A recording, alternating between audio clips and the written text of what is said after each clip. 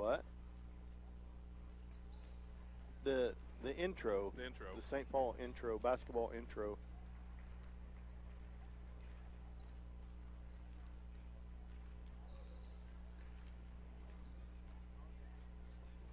There we go.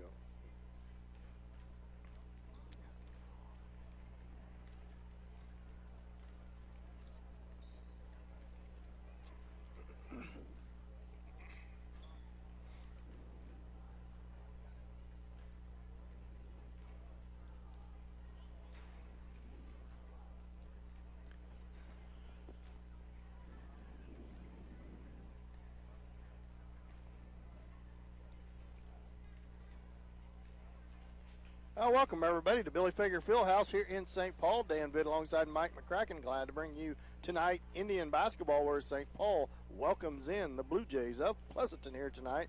St. Paul coming off a nice victory against Arma Friday night. The boys coming off of a tough loss and a very good, fun to watch game, but a tough loss for the Indian boys, so they look to regroup here tonight.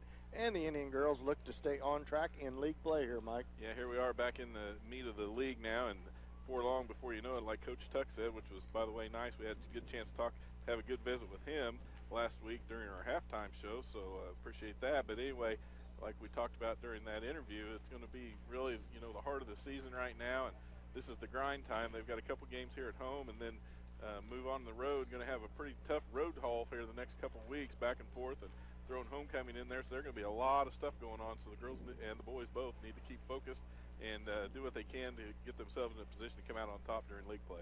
Yes, for sure. Welcome to Billy Fager Fieldhouse and the Richie's Pharmacy pregame show here on Hot 105, home of the St. Paul Indians, where, as I said, tonight welcomes in the Blue Jays of Pleasanton. St. Paul girls coming off a nice victory Friday night at Northeast Arma in league play. They look to continue that tonight. And then Thursday night, a rare Thursday night game this week. Actually, the next 2 weeks, Thursday night games, as Mike said, there's only like 3 home games left, and the rest are on the road, and they're pretty good road trips, Mike. Yeah, they're going to be, I think Frontenac is later this week, and then next week we're going to be on the road. So they're going to have trips, I think, up to Jayhawk Lynn and all the way up to Opie, going out to West Elk for the makeup game that they missed earlier in the year, and over to Yates Center. So there are going to be a lot of road times, so they need to really take advantage of these home games when they have the chance. As we work our way down the stretch in basketball season, that week after next, 3 away games, Tuesday, Thursday, and Friday. So we'll do a lot of traveling the next couple weeks here with a home game and homecoming sandwiched in between there a little bit. So we look forward to that as rapidly becoming 2/3 to the last third of the basketball season for the girls and the boys. We're going to take a break here from the Richie's Pharmacy pregame show. When we come back from that break, we will have starting lineups for each team, and we'll probably sandwich the national anthem in there too as we get set for tip-off here at Billy Fager Fieldhouse. You're listening to St. Paul basketball on Hot 105.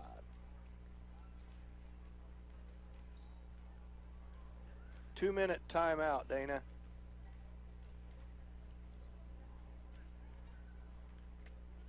Hey, can you get me a pen?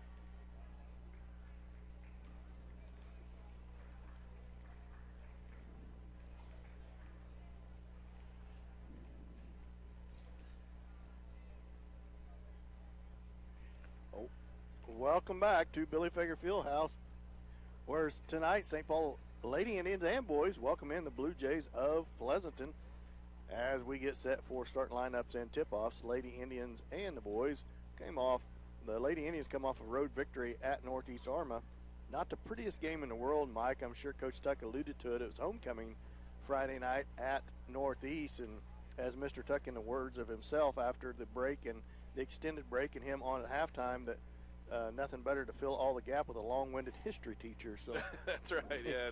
But, it was nice because we had a good visit and we had some extra time on that homecoming halftime, and it really gave us a chance to get caught up because, because of sometimes the schedules are squeezed in and it's hard to get anybody on when we're on the road or at home, either one, sometimes because of the time restrictions. So it was nice to have Coach Tuck on and talk about how the girls have done all season so far and some of the development that they'd have and improvements that he'd seen and what he looks forward to. it's okay that the girls was frustrated after that game, as well as, quite honestly, Coach Tuck. Pretty frustrated after the game. It was a nice victory. It's good to be frustrated after you win a game, but I don't think they was particularly happy with the way they ran their offense, and especially the boys and girls. Their free throw shooting wasn't the best in the world, right around 50% for the girls and boys, and that was really the difference in the game. In the boys' game, that boys' game was back and forth all night long. Very good, fun game to watch. Very good, two evenly matched teams. Girls come out of Arma with a 10, 12-point victory. Nice victory. At times had that lead stretched out to more. Their defense was good on the night again, pretty good. And that's really the staple of their team this year is good man-to-man defense and creating turnovers off that defense. That's right. The girls shot 54%, like you said, from the free throw line, but they only shot 34% from the field, and that's something that's been a little bit of a struggle for them, hot and cold, up and down all season. So that's one of the things that they're going to be working on that Coach Tuck talked about, that they really need to get consistent and get those numbers up as they move forward and work towards that regional play with the new format for regionals and state this year. They're going to really need to improve their shooting. I think we're going to go ahead and do the national anthem. So we're going to go ahead and take a 2-minute timeout for the national anthem. We'll be back after this 2-minute timeout. You're listening to St. Paul basketball on Hot 105.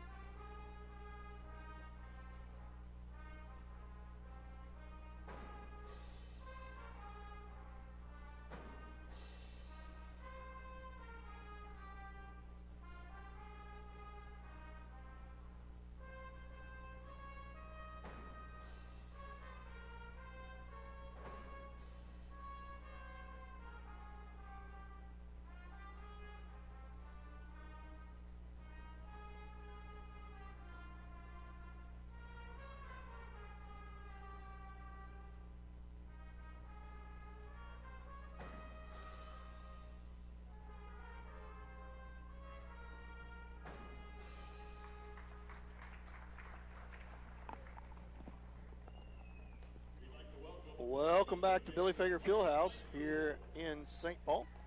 Home game here for the Indians as we get set for starting lineups for Pleasanton and St. Paul.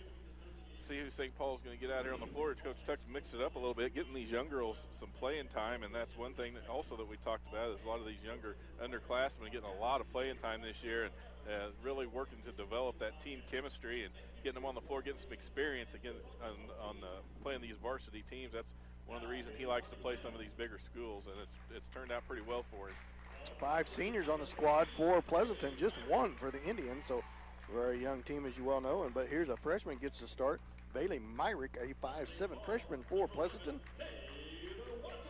Number 11, junior Taylor Watrick, playing just awful good defense all year long. Her hustle on the floor really drives this Indians offense. Ella Saban, a 5'9" senior, gets to start for Pleasanton. For St. Paul, number 12, Sydney McCracken, the lone senior on the squad, gets to start for the Lady Indians. For Pleasanton, number 24, Emma Saban, a 5'8" sophomore, gets to start for the Blue Jays of Pleasanton. Emily Hutcherson, number 14, the junior, gets to start for the Indians. Another good man-to-man defender for the Lady Indians. For Pleasanton, number 25, Sherry Dixon, a 5'5" senior. And for St. Paul, number 30, Emerald Struthers gets the start for the Lady Indians. And for Pleasanton, number 52, Reagan Spencer, a 5'5" senior, gets the start for the Lady Blue Jays. And for St. Paul, last but not least, number 33, Katie Coombs, really coming to life since the tournament, the midseason tournament at Southeast, offensively and with her rebounding. Yeah, Katie really had a good game the other night at Northeast, and she'll hope to keep that going this week as she gets started here. Katie had 19 points the other night. Emily Hutcherson also had a good game. She had 18 against Northeast, so the two of them really putting some offense together. If they can get a little help from outside, that's really been where they've struggled with some of their outside shots. But you've got Elise Doherty coming off the bench. You got Katie Carter on the bench that can shoot the three, and we'll also watch Taylor Wattrick. Watch for her to get heated up, and she's capable of shooting that three as well. I would say during and since that midseason tournament, Katie's probably been averaging 17 points a game would be my guess, somewhere right around 15 to 17 points a game. So really has came to life offensively, working hard underneath, and that just runs off of that and half-court offense when the Indians run that nice offense that Coach Tuck puts in for the Indians as we are set to get underway. 8 minutes on the clock here at home at Billy Fager Fieldhouse. And the tip-off is up and away, and it's out of bounds. So I don't know actually Came off of Wattrick and went out of bounds. It's going to be Pleasanton Blue Jay basketball, so I guess the Indians never really controlled it, but it's going to be out on Wattrick. So the next possession arrow should go towards the Indians. First possession of the game is to Pleasanton. Number 24, Sabin, has the basketball. The possession arrow went to Pleasanton. I just saw him switch it over there. Oh, Pleasant National. Yeah. St. Paul's going that way, Mike. The lights lit up on the left. Anyway, St. Paul basketball. Backside. Turnover against Pleasanton gives it right back to the Indians as Sydney McCracken has the basketball. Emerald Struthers now top of the key with the ball. Feeds it to Coombs on a nice give and go, but Coombs misses the layup. Rebound's going to go to Pleasanton. That's going to be a foul on Coombs underneath on a nice play to start the game, but Coombs a little too hard off the backboard, and that's going to be Katie Coombs' first foul in the first 30 seconds of the ball game. First team foul on the Indians. Spencer with the basketball for Pleasanton, feeds it off to Sabin. Sabin up top to number 13, Myrick. Myrick back over to the right to Dixon. Dixon holds the ball, and it's going to be a double dribble against Dixon. 2 turnovers in a row, gives it right back to the Lady Indians. As I remember last year, Mike, Reagan Spencer, which is a 5'5" senior now, was a lot of offense for Pleasanton. We'll see if she can get started here. Struthers with the basketball, looks inside. Now she feeds it to Coombs. Coombs on a turnaround shot, partially blocked, tipped around, and knocked out of bounds off of the Indians. It'll go back to the Blue Jays. Indians looking just a little bit rusty here. I think this is getting settled in as the game gets started. We'll probably see that even itself out here pretty quick. Spencer with the basketball, brings the ball across half court, picked up out there by Hutcherson. Swings it over to Sabin at the left wing. Now back up top to Sabin. Emma Sabin now with the ball. Top of the key, guarded by McCracken. She swings it over to Myrick. Myrick back up top to Spencer. Spencer over to the right wing to Ella Sabin. Off to the left. Good pass inside. Layup no good. Rebound to Pleasanton. No good. Rebound to McCracken for the Indians. Right down the floor comes Wattrick. Passes across the court to Coombs. And Coombs 0 for 3 to start the game underneath the basket. Rebound goes out to Pleasanton. And that is Ella Sabin. Free throw shot no good. Rebound tipped around, controlled by the Blue Jays. Off the left wing to Spencer. Spencer up top to Dixon. Dixon pestered out there by Wattrick, almost a turnover. Gets it off to Sabin. Ella Sabin with the basketball, guarded by Coombs, way up by the timeline, in trouble, counts on. Pass goes out of bounds, and it's out off of the Blue Jays, and it goes back to the Indians. Real quick, Dan, I want to remind everyone, join us on the live stream if you get a chance. I think we got our bandwidth issues worked out, at least while we're here at home, so you should get a pretty good feed on the live stream. You can find that by going to hot1055.net on the internet to the KKOY website. Scroll down to the St. Paul Indians banner. Give that a click. It'll take you right to the YouTube channel with the live stream on it. 5:45 left to go in the first quarter. No score. Good looking. Off to the right wing to McCracken. McCracken dribbles, passes back to Struthers. Struthers drives towards the baseline. Kicks it out to Sydney McCracken. She looks across the court, feeds it inside to Coombs. Coombs turnaround shot. She loses it out of her hands, and it goes right back to the Blue Jays. Spencer with the basketball. Dribbles the right to the left. Now up to Saban. Ella Saban with the basketball. Shot up, no good. Could have been over the back on the Blue Jays. Going to be out on the Blue Jays and go back to the Indians. That was off of Myrick, the 5'7" freshman. So it goes right back to the Lady Indians. Boy, Katie Coombs off to a little bit of a rough start from the floor here, Mike. A little bit cold underneath that basket, but I think she'll warm up. Defense working well so far. Got 4 turnovers already on Pleasanton. Watrick right wing to McCracken. Now to Struthers up above the timeline. Swings it over to Coombs. With 3-point shot. Katie Coombs off the front of the rim, no good. Rebound goes out to the Blue Jays. And that is Saban with the basketball. She's pestered out there by Watrick. Back and forth we go. Now she picks up her dribble, hands it off to Ella Saban. Saban back to Emma Saban, and Watrick pokes it out of bounds. It's going to stay with the Blue Jays. Boy, Watrick really giving them fits on defense. She uses her body a lot, and the referees are letting them play. I saw her a couple times giving them a little body bump and not calling that, so that's good news for the Indians. Spencer with the basketball, swings it up top to Myrick. Myrick holds it against Struthers. Right by Struthers she goes, shot up, no good. Gets her own rebound, and she's going to be fouled by Struthers as we don't get the box out, and she'll go to the free throw line to shoot 2. Claire Bradshaw and Elise Doherty is at the scorer's table, as well as Katie Carter for the Lady Indians. No score. Myrick at the free throw line to shoot 2. First free throw in and out, no good. McCracken, Watrick. Somebody else going to have to come out. And Struthers comes out of the game.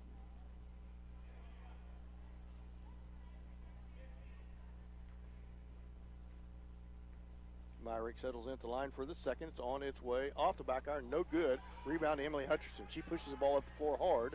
Right in the middle. Down the middle she goes, and she makes it. She's fouled.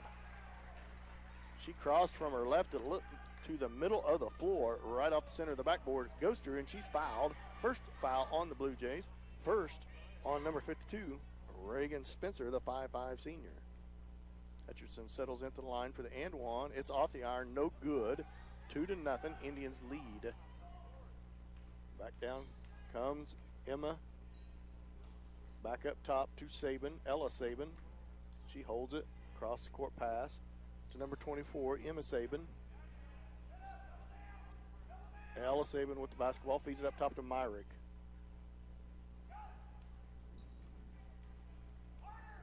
Back to Spencer. She dribbles against Hutcherson.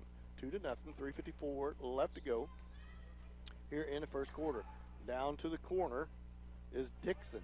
Now up to Myrick. She drills in the lane. She's going to be fouled by Elise Doherty.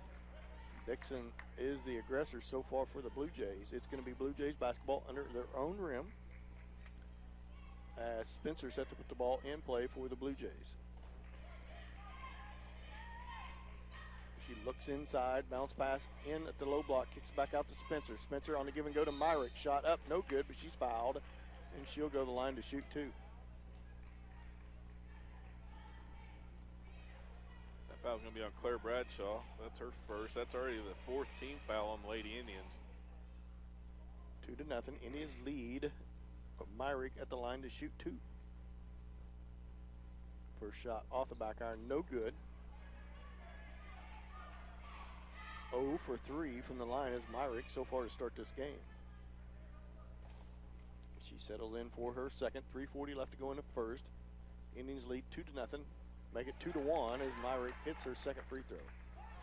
Bradshaw feeds it back to Hutcherson. Hutcherson across half court and the timeline To the top of the key, feeds it off to Doherty. Doherty up top to Bradshaw, over to Carter.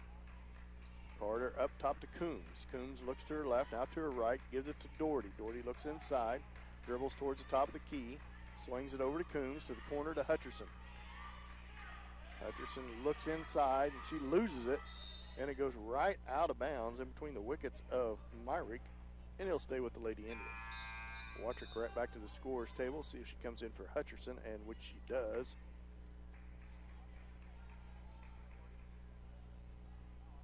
As she gives Emily a rest here. Watrick set to put the ball in play under the Indians' own rim. Indians lead 2-1. Claire Bradshaw drives inside, all the way in, layup, good. Good move by Bradshaw on the inbounds. Emma Sabin brings the ball down the floor underneath the Myrick. Myrick shot up on its way and good. As Watrick streaks right back down with the floor. Gives it off to Bradshaw. Bradshaw ball fake, goes inside. Euro step, layup, no good. Fights for her own rebound. Up underneath, tied up. She's gonna be a jump ball, and it's gonna stay with the Lady Indians. Lady Indians basketball. 2:47 left to go here in the first. 4-3. Indians up by 1. And that's gonna be an offensive foul on the Indians. And that's gonna be a moving screen on Claire Bradshaw, her second. Team foul number 5 or 6 on the Indians' mind. That's 5. Second on Bradshaw.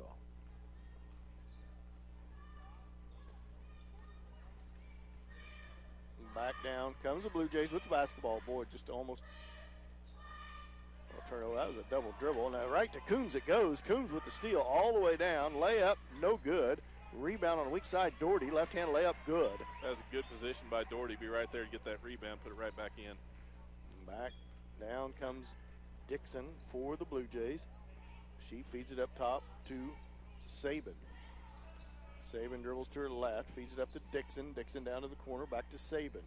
Sabin drives the baseline. McCracken cuts her off. She's double teamed down there, in trouble. Feeds it off to Myrick. Myrick guarded by Elise Doherty. Cross-court pass over the top of Dixon heads, but she recovers. And she feeds it off to Emma Sabin. Sabin to the free throw line, spins inside, shot up, no good, gets her own rebound, put back, good. Too many second chance points on the offensive boards, Mike, by the Blue Jays, allowed by the Indians. Indians lead by 1, 6-5. McCracken with the basketball. Feeds it up top to Doherty, over to Carter. Carter at the right wing, inside to Coombs, swatted away, and a steal. And it goes back to the Blue Jays.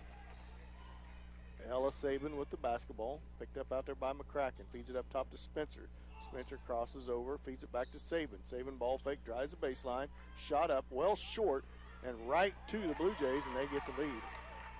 Doherty had that ball in her hands, tipped it up in the air, and it went right into the Blue Jays' hand. They lead 7-6. Watrick with the basketball. Indians trail 7-6. 1:02 left to go in the first. Katie Carter with the basketball. Dribbles to her right, swings it down the baseline to Doherty. Doherty to Coombs at the elbow. Feeds it back to Doherty. Doherty drives the baseline, feeds it back up high to Coombs. Coombs drives into the lane, loses it, and she's going to be fouled. There's a little bit of a bailout call as Coombs lost that out of her hands, but apparently somebody was dragging on her arm. So that'll be the second team foul on the Blue Jays. And the first on number 24, Sabin. Emma Sabin.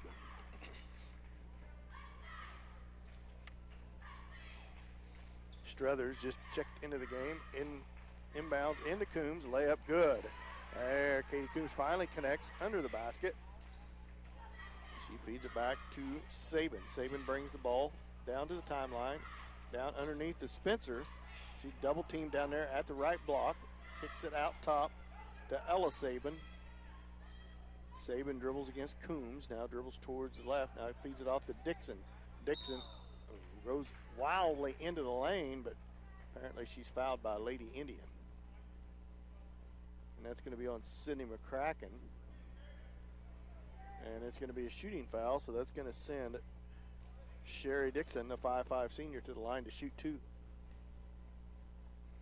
Dixon's first free throw's on its way in and out, no good, as Emily Hutcherson checks back into the game for Katie Coombs.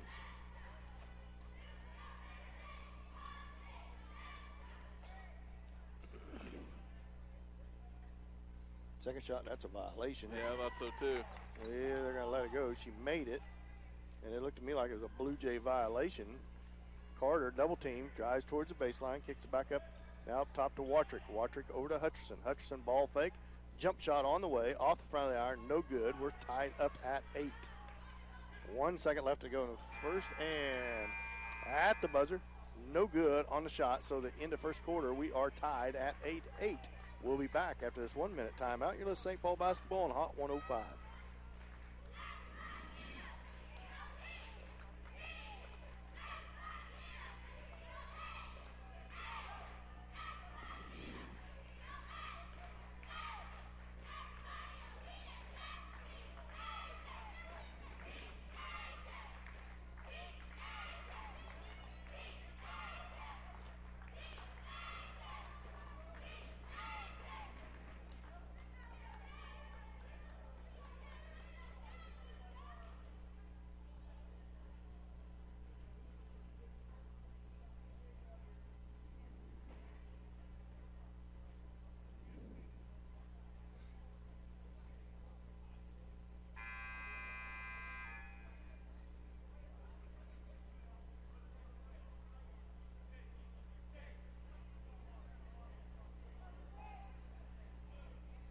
Oh, welcome back to Billy Fager Fieldhouse here in St. Paul, where we are tied up at 8.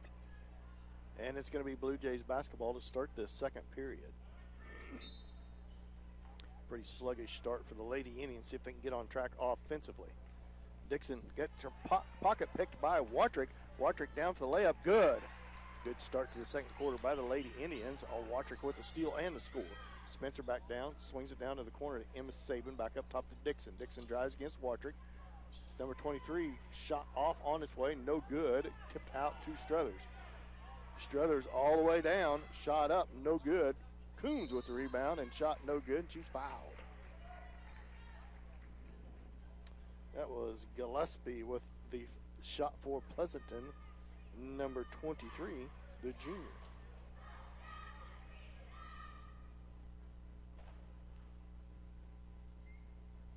Coombs with a shot, and it's through there.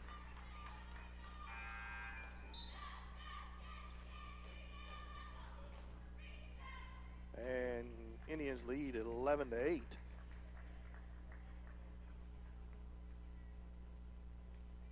Coombs lines up the free throw line for her second. It's on its way, in and out, no good. Rebound on the floor, and Hutcherson laying it, or no, I guess it tied up, so it's going to be a jump ball. Possession error to the Indians as the Indians lead by 3, 11-8 here at the start of the second quarter. 7:30 left to go before halftime. Watrick with the basketball under the Indians' rim. Up top.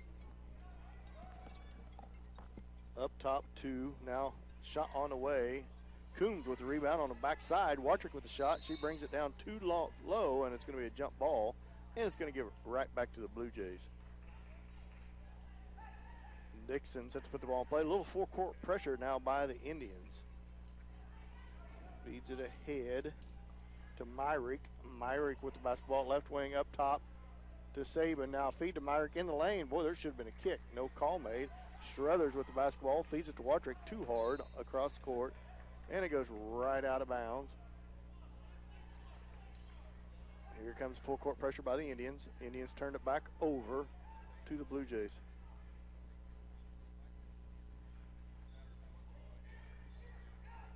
Dixon to the basketball.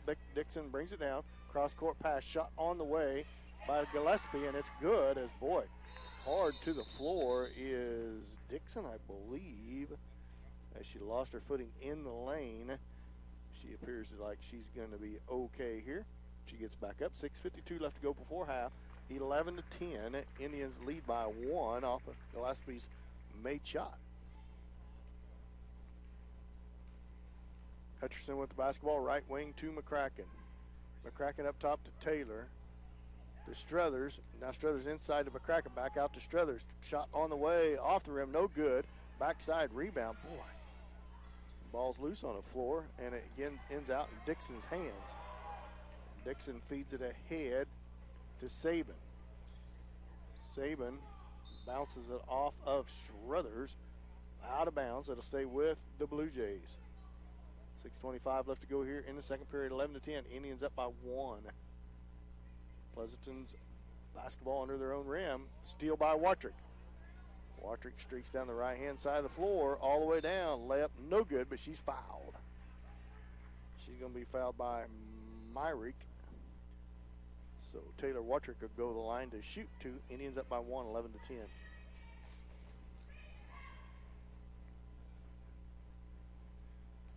$6:19 left to go in the first half. Watrick's first free throw is on its way and good.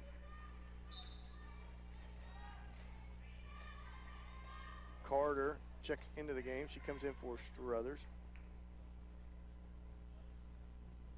6:19 left to go in the second. 12-10. Indians up by 2. Watrick's second free throw on its way. She gets a roll, and it rolls in over the left side of the iron. So the Indians retake a 3-point lead, 13-10, 6:16.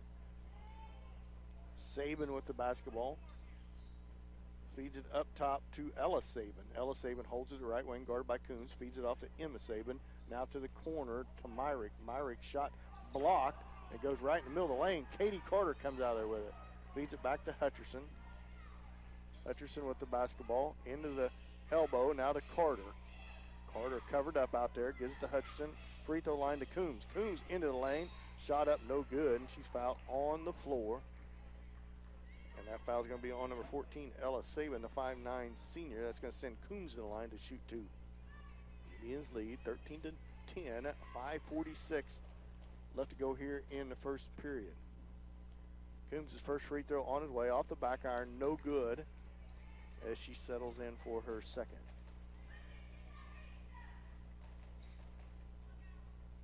Lines up for her second free throw. It's on its way and off. No good. She misses them both. Indians cling to a 3-point lead. Saban with the basketball. Cut off by McCracken. Feeds it up top. Now back to Saban. That's back to Emma Saban. Baseline shot no good. Tipped around and controlled underneath by McCracken. Now a steal by Pleasanton. It's going to be a tie-up. It's going to be a jump ball. And possession arrow is going to go back to the Indians. Katie Carter set to put the ball in play. 5:26 left to go here in the second period. Indians lead 13-10. Sluggish offensive performance so far by each team. Watrick throws her arms up, goes out of bounds. It's going to be off of Pleasanton. It'll stay with the Lady Indians. Watrick with the basketball. Feeds it into Hutcherson. Hutcherson to the lane. Shot up, no good. Ball's loose on the floor. And it's going to be a jump ball. And I believe it'll be Pleasanton's basketball on the possession arrow. 5:10 left to go before halftime. 13-10. Lady Indians up by 3. And that's going to be a foul on number 11, Watrick. 7th team foul on a moving screen away from the basketball when she was on well, I guess it wasn't a moving screen. She was on defense, but a push by Watrick. That's the 7th team foul on the Lady Indians, first on Watrick. Dixon's free throw, no good. Hutcherson with the rebound. Hutcherson all the way into the rim, shot up, no good. Partially blocked, no foul called as Hutcherson missed it short. Goes back to the Blue Jays. Saban with the basketball, drives to her right, kicks it back up top to younger Saban, or Ella Saban, excuse me. Ella guarded by Coombs. To Dixon now, pass inside, tipped away by Coombs, out of bounds. It'll stay with the Pleasanton Blue Jays. 4:42 left to go in the second period. 13-10. Lady Indians up by 3. Fed inbounds down the corner. 3-point shot on the way. No good. Backside rebound goes to Hutcherson. Hutcherson feeds it ahead to Watrick. Watrick drives the baseline. Kicks it across court to McCracken. 3-pointer on the way. Boom! Right through there. Sydney McCracken buries a 3. 16-10. Indians up by 6. 4:22 left to go in the second period. Emma Saban, now bad pass. Watrick with the steal. Watrick pushes it down to the elbow, pulls out. Little floater on the way, off the rim, no good. Rebound goes right back to the Blue Jays. Dixon with the rebound. Or not Dixon, excuse me. That's number 13, Myrick with the rebound. Now Emma Sabin with the basketball. Kicks it off to Myrick. Myrick holds it, guarded by Hutcherson. Pull up, jump shot on the way. No good. Backside rebound. Dixon tries to save it in. It goes to Hutcherson. Hutcherson pushes the ball down the floor. Cross-court pass over to Coombs. Coombs drives the baseline shot up. No good, but she's fouled. Good move towards the basket there by Katie Coombs. Katie Coombs go to the line to shoot two as Emerald Struthers and Elise Doherty check into the ball game. As Coombs lines up for two shots. Indians up 16-10, 3:43 left to go in the fast-moving first half. Struthers checks in for McCracken, who just buried a three. And Doherty checks in for Hutcherson. Coombs lines up for a second. It's on its way and right through there. Now Katie's getting on track. 18-10, Indians up to an 8-point lead.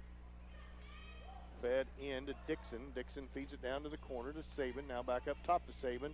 Thought about the three. Passed it up. Gillespie over to the corner to Dixon. Feed inside to Myrick. And it's going to be out on Struthers. And it's going to stay with the Blue Jays. Indians getting their hands on the ball down there on those boards, but they just can't get a hold of it. It's bouncing around once it touches them. Gillespie set to put the ball in play. Or Myrick actually put it in place. Sabin's left-handed shot on the way, no good. Doherty feeds it right back to Dixon. Shot up, no good. Rebound to Blue Jays. Put back, no good. Rebound, and that's going to be a foul underneath on, I believe, Watrick. And that's going to be a foul against Dixon. She's going to go to the line to shoot the 1-1. That's the second foul on Watrick. That was a tough foul, too. She was just trying to get out of the way. Just couldn't get out of her way. As Dixon settles in at the line. First free throw on its way. In and out, no good. Indians lead 18-10. Watrick has to come out probably for the remainder of the half here, picking up her second foul.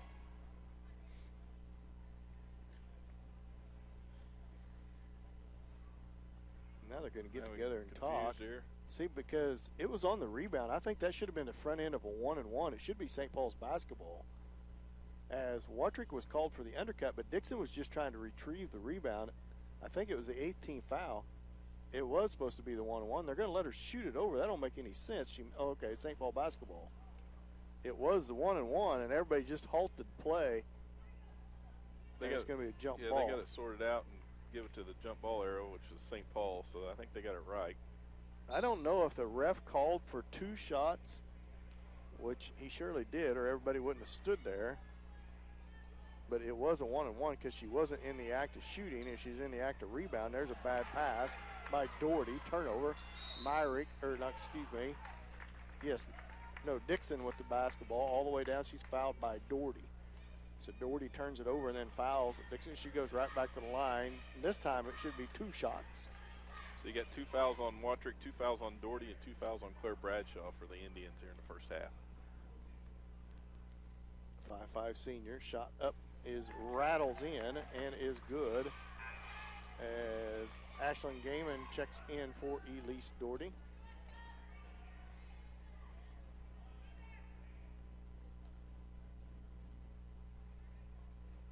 Second shot on its way and good. 18-12, 6-point lead for the Lady Indians. Hutcherson with the basketball. Looks, picks up her dribble now. Almost another steal by Pleasanton, but it stays in the Indians' possession. Coombs with it. A little tighter defense applied by Pleasanton. Now they give it to Coombs. Coombs in the lane. Up for the left-handed shot. No good. And rebound goes to the Blue Jays. Sabin with the basketball. Emma Sabin kicks it off to Ella Sabin. Ella Sabin down to the corner to Gillespie. Gillespie lob inside to Sabin in traffic. And they're going to call a foul on the Lady Indians, and that's going to send Sabin to the line to shoot 2 shots because the Indians have put Pleasanton in the double bonus. Second foul on Coombs now, too. 10th team foul on the Indians. 2:30 left to go in the first half. Indians up by 6. Make it 5. as Saban makes the first shot.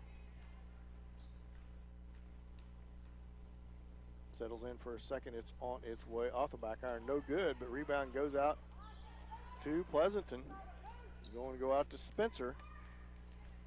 Not a good block out on the free throws. Spencer all the way into the rim. Misses a shot, gets her own rebound. Trying to dribble back into possession. Hutcherson steals it. It's going to be a jump ball, but it's going to stay. That was Saban, with the shot. Not Spencer. It's going to be Pleasanton basketball under their own rim. 18-13, 5-point lead for the Lady Indians. Pleasanton basketball under their own rim. Feed into Gillespie. Gillespie tries to feed it into tight traffic. It's going to stay with the Blue Jays. It goes out of bounds on the Indians.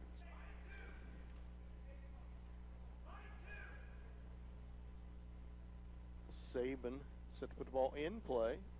Feeds it way up top to Dixon, now to the corner to Gillespie. Gillespie looks inside, takes one dribble, kicks it up to Myrick. Myrick's floater's on the way, no good. It's going to be a charge. And that's going to be a charge on Gillespie, on Myrick. And it's going to go right back to Lady Indians. Pretty sloppy game, Mike. Yeah, so far both teams just not working as a well-oiled machine for sure. 18-13, Lady Indians up by 5, and there's another steal on a bad pass. Dixon all the way down, layup, good. Now it's a 3-point game, 18-15. I think the speed of the game is slower than what the Lady Indians have seen in the last couple games, and they're kind of playing down to that speed themselves. Hutcherson all the way to the rim, shot up good as Emily Hutcherson drives down the right side, gets to go off of the backboard. Saban with the basketball, Emma Saban.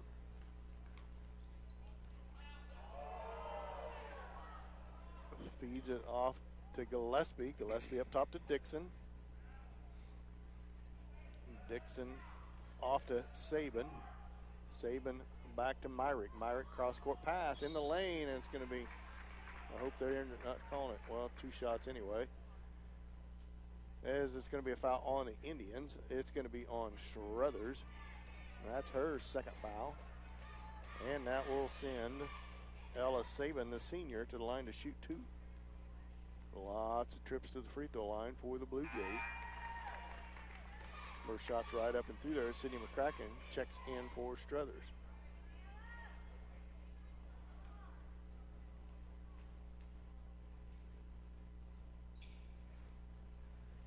Rebound comes to Coombs. Over to McCracken. McCracken at left wing. He tries to feed it into Coombs. Coombs comes out there with it. Shot up. No good. And that's going to be a block on the Blue Jays. That's going to send Katie Coombs to the line to shoot 2. Indians lead 20-16, up by 4. Coombs to the line to shoot 2. How we doing there, Mike? Well, we're getting her wound up over here, so. Katie Coombs settles in at the line. First shot on its way off the back iron, no good. As number 33, Umpenhauer checks in the 5'11" sophomore. As Coombs settles in for a second, 59.8 seconds left to go here in the first half, 20-16. Indians up by 4, and they make it 5 as Coombs makes her second. As Struthers checks in for Coombs. Third foul picked up by number 13, Myrick, for the Blue Jays, Mike. Saban with the basketball, pestered out there by Hutcherson, out by the timeline, gets around her, drives all the way down. That's going to be a block on Hutcherson. It's going to send her to the line to shoot 2. The difference in the fouls is Pleasanton to get some fouls called on them, but St. Paul's not spending near as much time at the free throw line as what Pleasanton is. Emma Saban goes back to the line to shoot 2. Indians have the Blue Jays in double bonus. They lead by 5, 21-16. Saban's first free throw is on its way. Off the back iron, no good. The only blessing is Pleasanton shooting from the free throw line about as poorly as the Indians are.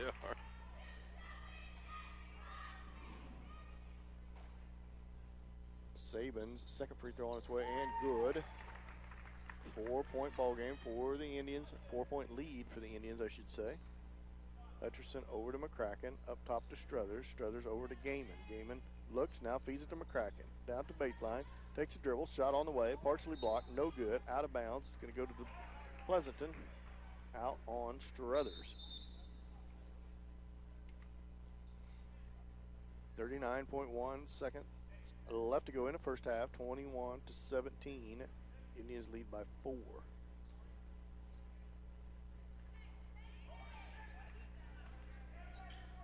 Saban with the basketball. Feeds it up to the free Umpenheier. Umpenheier hands it back to Saban into the lane. Now she kicks it out. Saban been in there a Now long time. up to Gillespie. Lob inside to Saban. Layup no good, but she's fouled again. And back to the free throw line does Pleasanton go. Coach Tuck is not going to be happy with the Indians' defense in this first half. Not that they've allowed a whole lot of points, but a lot of trips to the free throw line by Pleasanton. Yeah, kind of uncharacteristic on the way the defense. They're not playing bad. They're just playing kind of sloppy on defense. First shot up and no good by the Blue Jays.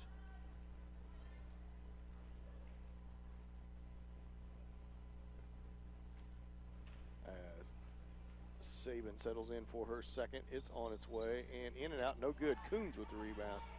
20 seconds left to go in the first half. Indians up by 4. Hutcherson with it. Now she slows it down. Lobs it into traffic, and it's stolen away by the Blue Jays. Saban gets it poked away, and that's going to be another foul on Hutcherson. As she just picked up her second or third. That's her second, yeah. Second. Everybody's got 2 now, except for Katie Carter. 8.7 seconds left to go in the first period. Indians lead 21-17 with Emma Saban to the line to shoot 2. First free throw on its way and good. St. Paul Lady Indians kind of got the post-ball game midseason tournament blues. They do. They're just kind The of. last couple games has not been the prettiest, not near as good as what they paid in that tournament. Second shot on its way and good. And we got a 2-point ball game. 8.7 left. Watrick with the basketball, just check back in. 6 seconds, 5 seconds. Watrick just drives all the way to the rim. Shot up, no good. Rebound to the Blue Jays, and that's going to be halftime. Stick around for our Labette Hill halftime show. Lady Indians up by 2, 21-19. We'll be back after this 2-minute timeout. You're listening to St. Paul basketball on Hot 105.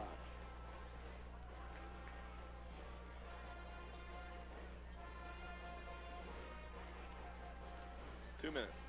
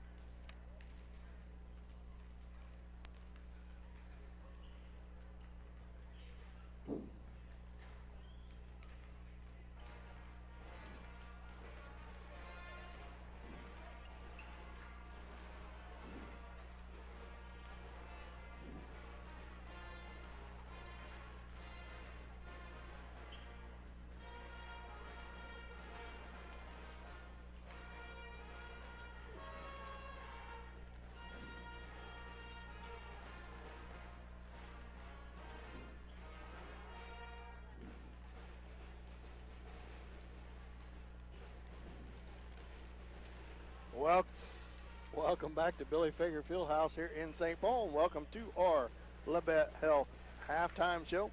Lady Indians up by 2, 21-19. Lady Indians led by as many as 8, but kind of sputtered going down the stretch into halftime. As we are at halftime, with the Indians just up by 2, Mike. Yeah, pretty rough first half overall for the Lady Indians. 21-19 lead here. And And, you know, you said it best there right before the finish of the game. They're just not playing up to the level that we saw, especially in that Southeast tournament. But even the game that they played last week against Northeast, they just looked a lot more consistent, a lot more relaxed. And they're just, it's like they're tight and just can't really get anything working for them, either offensively or on the defensive boards, giving Pleasanton a lot of opportunities to follow themselves up and get some offensive rebounds for a second, even a third shot sometimes. And fortunately for the Lady Indians, Pleasanton hadn't shot that well from the field, and especially from the free throw line with all the free throws that they've shot. Haven't shot well from the free throw line either, so that's really what's allowed St. Paul to come in here and still have a 2-point lead here at halftime. 7:11 left to go in your Labette Health halftime show. Pleasanton boys and the St. Paul boys warming up here. We're finishing up our first half stats. When we come back from this next 2-minute timeout, we will have the Labette Health first half stats for the Lady Indians for you. We'll be back after this 2-minute timeout with the St. Paul basketball on Hot 105.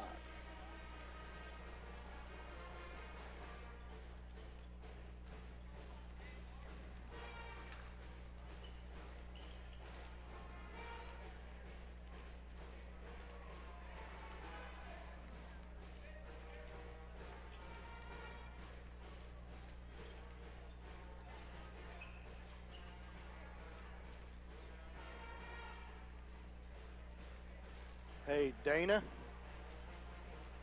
if you play the intro at the end of the commercial, I'll know right when to come back on, okay? The joiner. The joiner. Okay.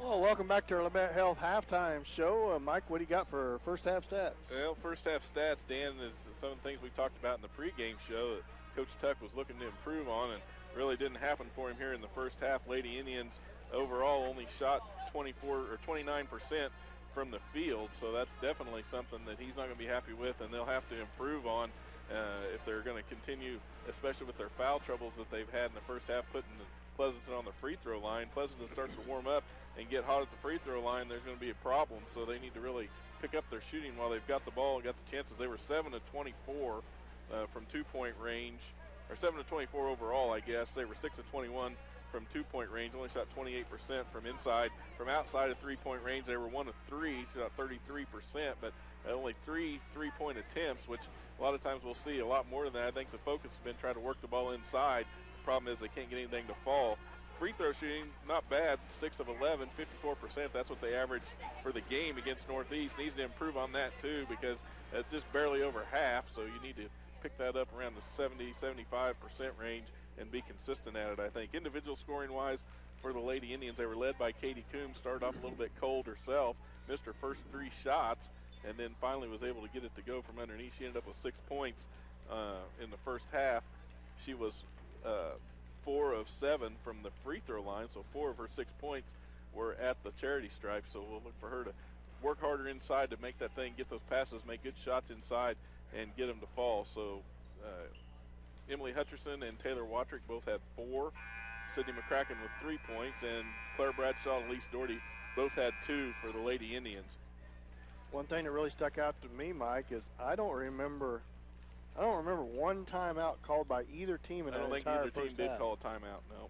So the coaches, not too many timeouts called, so pretty fast-moving first half except for all the fouls. I know the Lady Indians, Coach Tuck, aren't going to be happy with their defense allowing that many fouls. That just generally what that means is your feet are a little bit dead and you're not getting ahead of the basketball like you should, or you're not guarding your person right into the lane.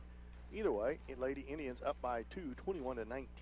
Usually they get a good opportunity to make a difference in the turnover department as well, but I've got them with 7 turnovers apiece for each team in the first half, and so that's one of the times where that man-to-man defense comes in handy, causes a lot of turnovers, and if you can put some points on the board off of turnovers, that'll help as well. We're going to take one more 2-minute timeout. You listen to St. Paul basketball on Hot 105.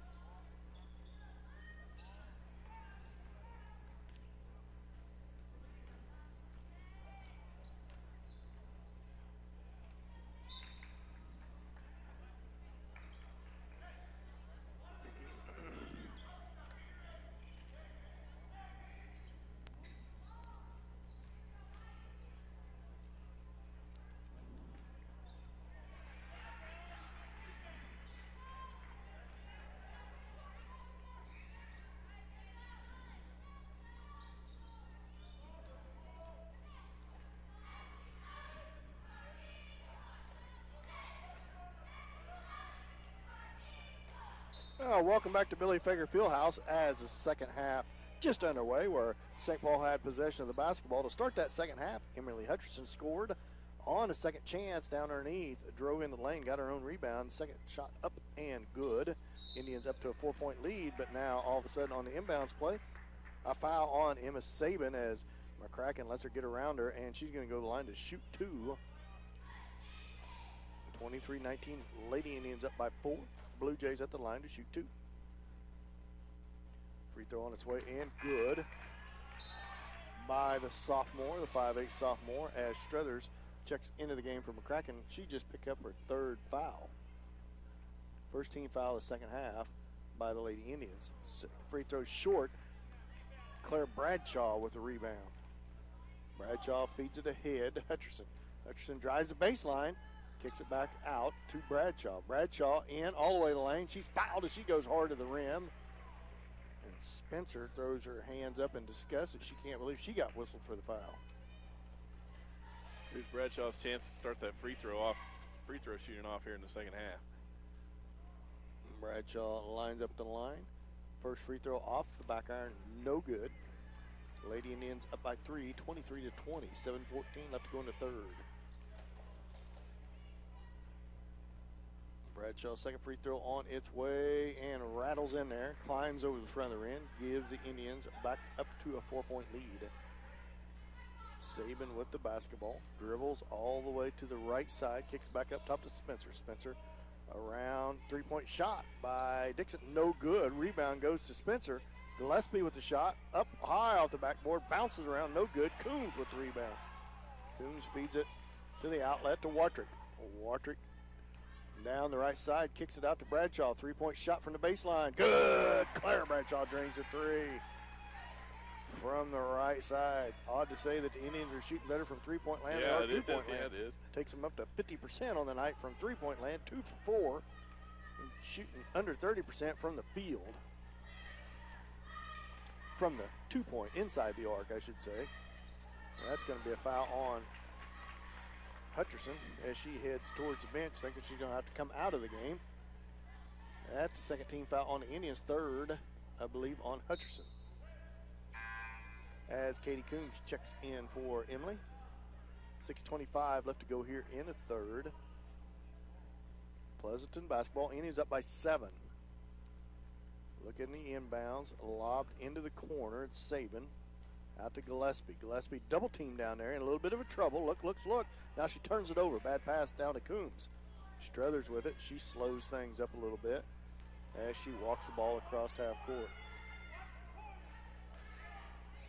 Back up top to Wartrick. Wartrick dribbles to the right wing position. Cross court pass to Bradshaw. Bradshaw down the baseline. Shot up. No good. Too far under the rim.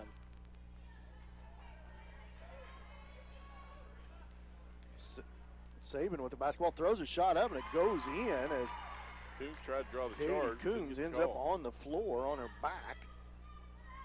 And Coach Tuck not happy with a no call down here under the rim. Coombs from the left side, shot up, good move by Katie Coombs. Strong move that time. Off the backboard as she was bumped going down the left side. Spencer with the basketball gets Carter down to the corner. Bounce pass into Sabin. That's going to be a foul on Coombs as she reaches around.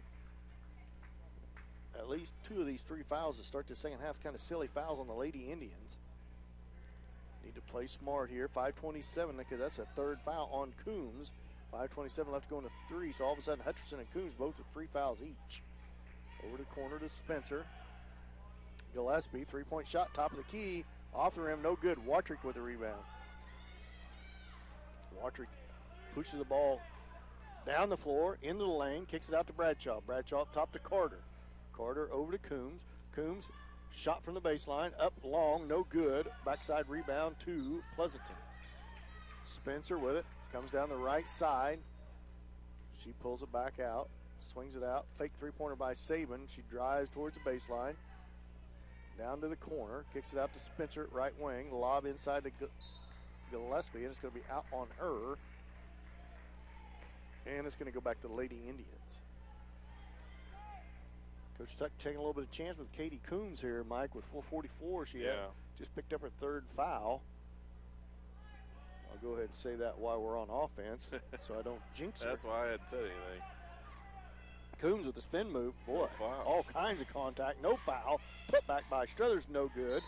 And chased out of bounds with Struthers and Bradshaw. It stays out on the Indians, goes back to the Blue Jays. 2 contested shots there and no whistle on either one of them. Maybe all of a sudden we're going to swallow our whistles.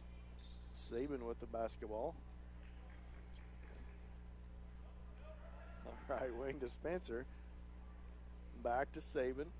Sabin up top to Sabin. Give and go to Dixon. No good on the shot. Rebound comes out to Katie Coombs. Good give and go. And now Wartrick hard inside. Spin move. Layup. Good. Good move by Taylor Wartrick. Matt O'Hara liked that one over in the stands. He was, oh my, would you see that? And it was a beautiful move by Wartrick. 9-point lead. Now still by Struthers. Struthers streaks down the right side. Bounce pass over to Wartrick. Back to Struthers. Layup good. Good ball movement from the Lady Indians. And all of a sudden, Indians out to 11-point lead, Mike. This is more like it. Yeah, they're starting to get their pace now. Sabin with the basketball. Pushes it down the floor to the elbow. Kicks it out to Spencer. Spencer over to Dixon. Now almost another steal. Ball's loose. Oh, who's that going to be on? Wartrick. He's the only one out there. I didn't see it. Looked like a hustle play to me. That's what I thought. It looked like a good hustle. She stuck her foot out, tried to get a foot on it. Third foul on Wartrick. 3 on Hutcherson. 3 on Coombs. So that's starting to become a problem for the Lady Indians is the fouls. Dixon give and go. Loses it. Now it's going to be tie up. Carter ties up the Blue Jay. Let me see. That's Gillespie. Official down below called a foul, and the official out top called a jump. They're going to go with the jump, or the Possession arrow stays with the Blue Jays. Blue Jays basketball under their own rim. Spencer looks inside, now lobs it in there, and that's going to be a foul on Struthers. That'd be her third as well. Oh, boy. Whistle after whistle. They didn't swallow them too long, did they, Wilson? No. There's a first timeout of the ball game. 30-second timeout. We'll go ahead and take a timeout. We'll take a 30-second timeout. You listen to St. Paul basketball on Hot 105.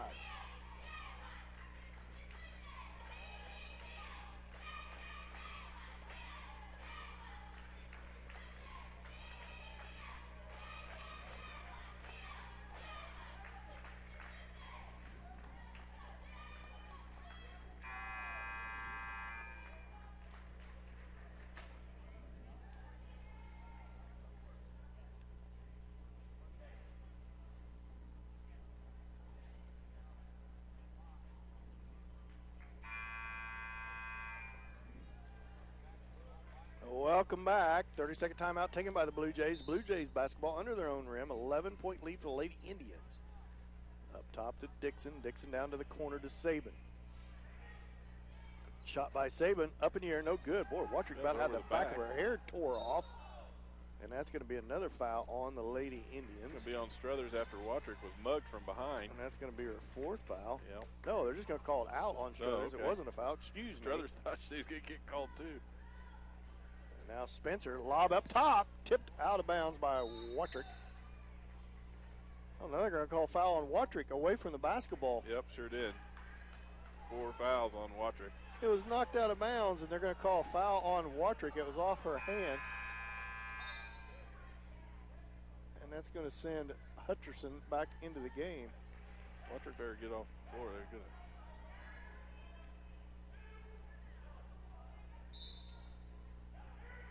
16 foul on Lady Indians. Coach Tuck not happy at all with the call, and I don't blame him either. That was because all the things they haven't called, and they call that one.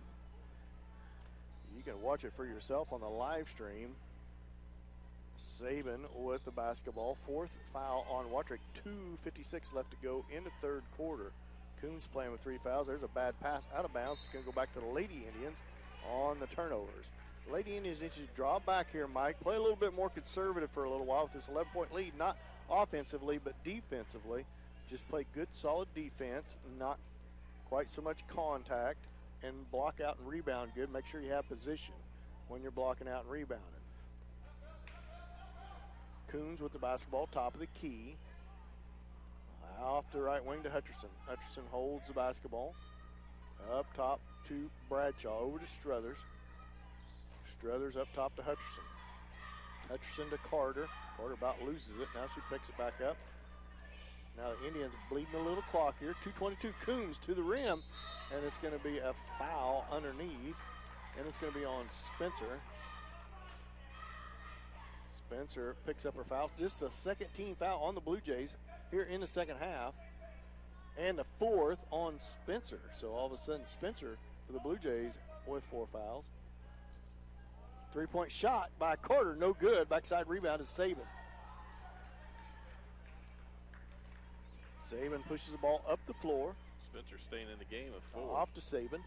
Saban to Saban. Saban dribbles towards free throw line. Now Dixon with it. Now back inside. Good pass. And shot up and in by Saban as she got position on Coons. Coons lucky she didn't get whistled for a foul there. 33-24. Indians up by 9. Carter to Struthers. Struthers looks inside. Now bounce pass into Bradshaw. Turnaround jump shot. Somebody all over arm. No good on the shot. No foul. Now Saban with the basketball. Saban to Gillespie. 3-point shot. Left wing off. No good. Rebound loose on the floor. Knocked out of bounds. Who's that going to be off of? And it is going to go back to the Lady Indians off of the Blue Jays as Elise Doherty and Myrick check back into the game. Now Spencer comes out of the game. 1:29 left to go in the third. 33-24. Be okay with me if the Indians burn about a 1:20 off the clock here, getting a shot off. Carter over to Doherty. Need to take care of the basketball here. Zone defense. No, man-to-man applied by the Blue Jays. Boy, it's a sagging man-to-man. And into Coombs. Coombs turnaround shot. No good, but she's fouled. And she'll go to the line to shoot 2 with 1:07 left to go in the third quarter. Just the second foul on Ella Saban, the 5'9" senior. Coombs' first free throws right up and through there.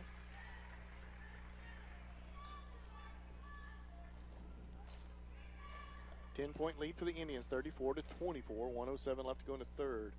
Coombs' second shot up and through there, good. Back up to 11-point lead for the Lady Indians, 1:07 left to go in the third. Blue Jays basketball. Emma Saban, the sophomore with the basketball, feeds it off to Gillespie. That's Myrick. And it's going to be a travel on Myrick. And turns it over to the Lady Indians, 35-24, 57 seconds left to go in the third. That's the 6th turnover for Pleasanton here in the third quarter. Bradshaw, right wing to Carter. Carter dribbles with her left hand, hands it off to Doherty. Doherty swings it over to Coombs. Coombs holds it up top. That's going to be a travel on Coombs. And it turns it right back over to the Blue Jays. 41.2 seconds left to go in the third, 35-24. Indians up by 11. Don't want to foul here and stop the clock. Next foul puts the Blue Jays into 1-1. Next foul on the Indians. Saban drives the baseline, cut off. Now she gets around Coombs, kicks it out, three-point shot, Dixon. No good. Ball's loose on the floor, still loose. Now it's going to be a tie-up. Possession arrow goes towards the Indians. Indians basketball, 25.4 seconds left to go in the third. Hutcherson with the basketball. Now Hutcherson crosses over right into the lane. Shot up, no good. The rebound goes to Blue Jays. And all the way down to Saban, off her foot, out of bounds. It should go to the Indians. I don't know who they're going to call that off of, but Pleasant are going to keep the ball. They're going to call it off the Indians' foot. It looked to me like Saban dribbled it right off her it foot. Went off her own leg. 9.4 seconds left to go. Coach Watrick wanted Emily Hutcherson to slow down there and wait for the last shot.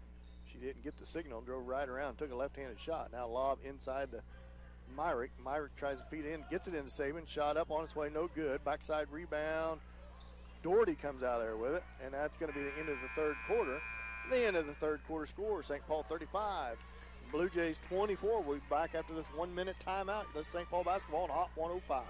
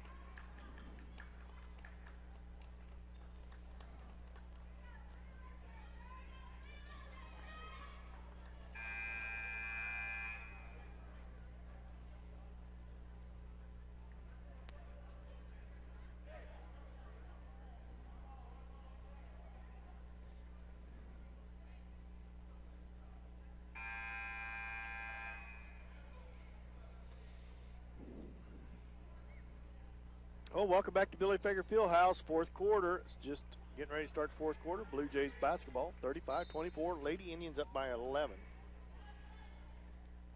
Dixon feeds it into the backcourt to Saban. Saban across the timeline, picked up out there by Struthers. It's Emma Saban with the basketball at the moment as the Blue Jays set their offense. Inside shot on the way by Ella Saban. No good. Coombs with the rebound.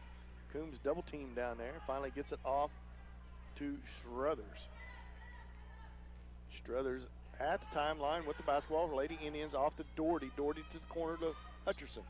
Hutcherson dribbles, bounce pass into the lane, into Carter. Shot on the way by Coombs as she dished it to Coombs. No good. Rebound to Dixon for the Blue Jays. 35-24. Lady Indians up by 11. 7:15 left to go in the game. Saban with the basketball, guarded by Coombs. Kicks it off to Myrick. Spencer makes her way back to the scores table for the Blue Jays. Myrick crosses over. cut off there by Hutcherson, feeds it out to Saban. Ella Saban, backdoor bounce pass is knocked out of bounds by Hutcherson. It'll stay with the Blue Jays as Spencer checks in the game. She comes in for Gillespie.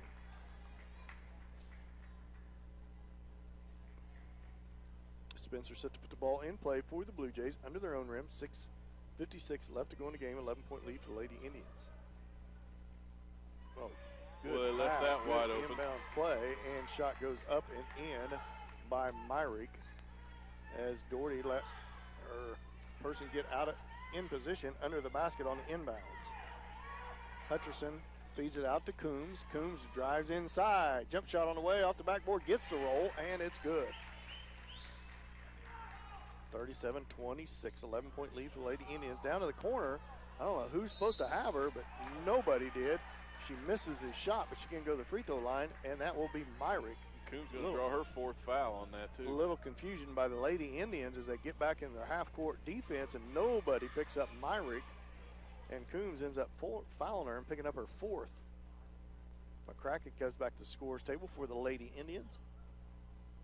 Shot up on the way by Myrick, makes it a 10-point game, 37-27, 6:28 left to go in the game. So now all of a sudden, Mike Coombs, Watrick, and who else has four? Just Coombs Struthers. and Watrick with four. Don't Struthers got three. Oh, excuse me. Second shot by Myrick's on its way. In and out, no good. 3 Indians down there, and about tipped it out of bounds. It goes into Hutcherson's hands. She brings the ball across half court, feeds it over to McCracken, to Struthers. Struthers up to Hutcherson, now to McCracken. McCracken over to Struthers. Struthers left wing with it, looks inside, holds the basketball, dribbles to the top of the key. Tight defense by the Blue Jays. A lot of back cutting by the Indians. Be patient here. They'll get a backdoor shot here in a little bit. Blue Jays really up on the basketball. Struthers in the lane, all the way down left side. Shot up too hard, no good. Rebound to Spencer for the Blue Jays. Spencer with it. Now she's picked up out there by Doherty. Now nobody again on Myrick. Myrick going to be a charge as Myrick runs into McCracken, and she's on the floor as I think she might have beat her head against the floor. She was knocked down. Good recovery by Sydney McCracken. Come over with a help defense as she gets up. She's okay.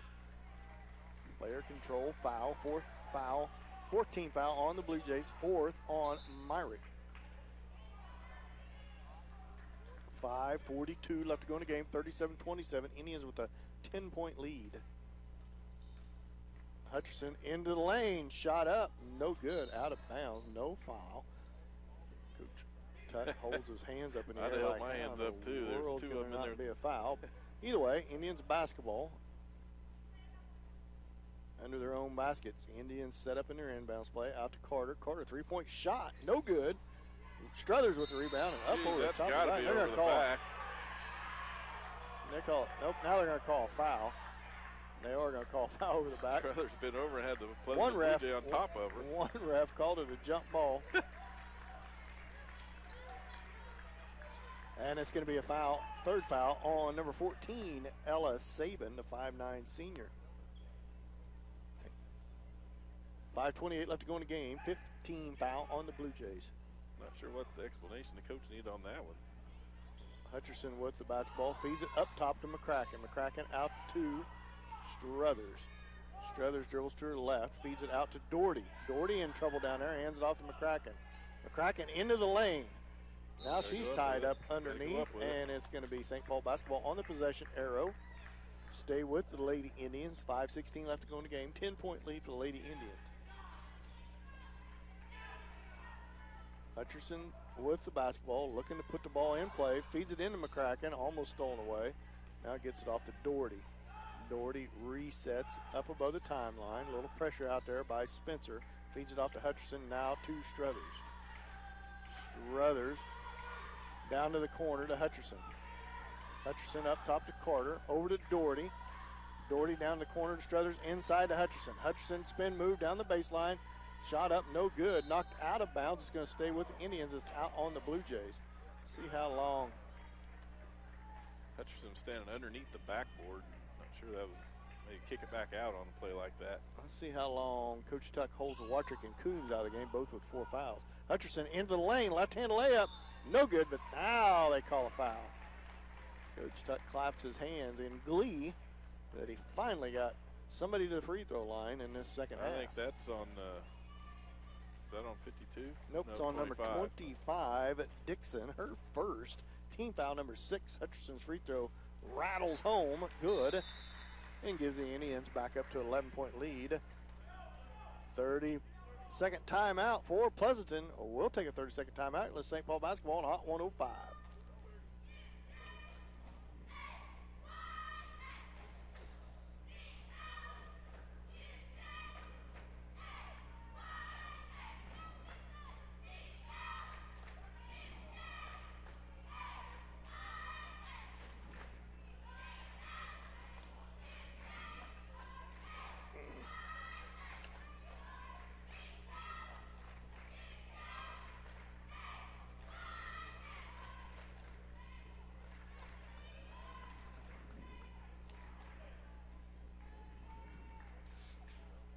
Welcome back to Billy Fager Fieldhouse. Good ball game here. Indians up to an 11-point lead, 38-27. Pretty good third quarter by the Lady Indians, Mike. Yeah, you can tell that they played with a lot more intensity, if nothing else, in the third quarter. I think their shooting is still a problem, but you can tell a difference between the teams, how they played in the first half versus the second half for sure. Hutcherson back to the line to shoot her second shot coming out of that Pleasanton timeout.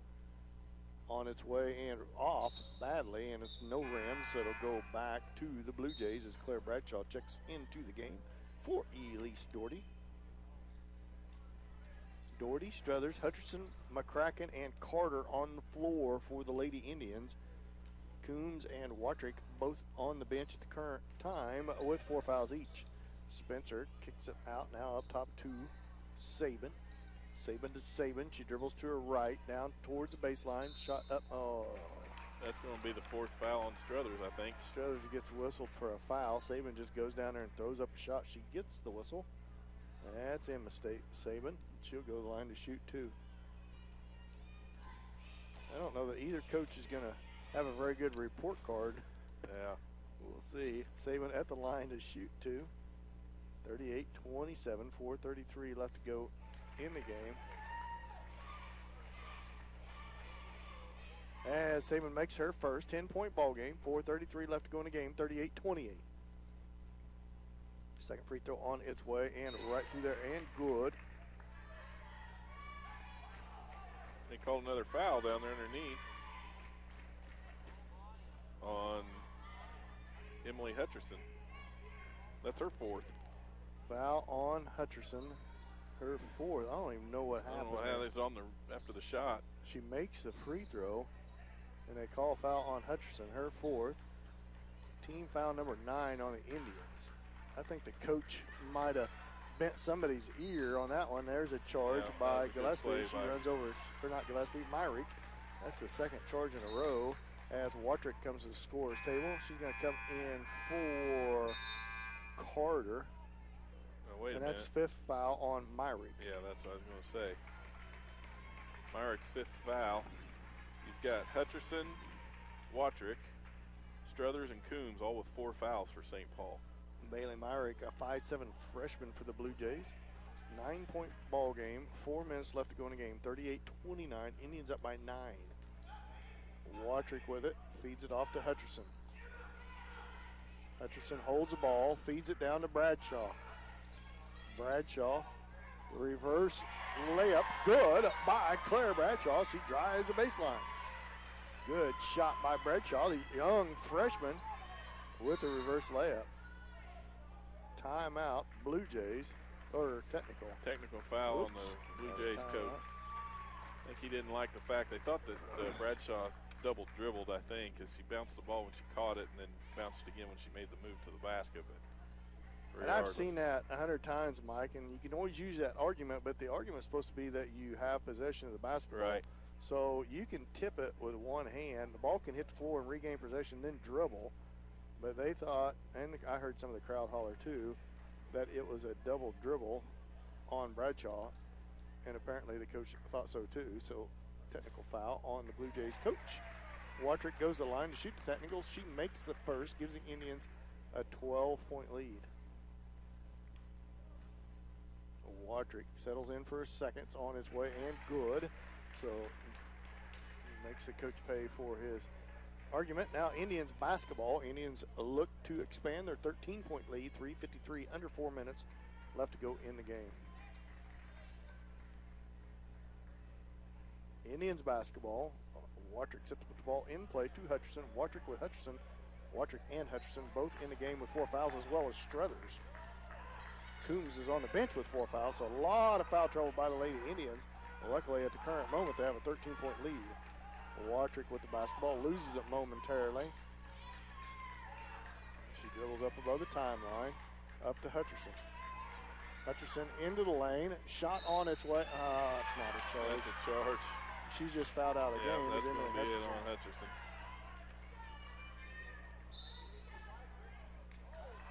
They just give Coach Tuck a technical, I think. Let's see, I think that's what I saw.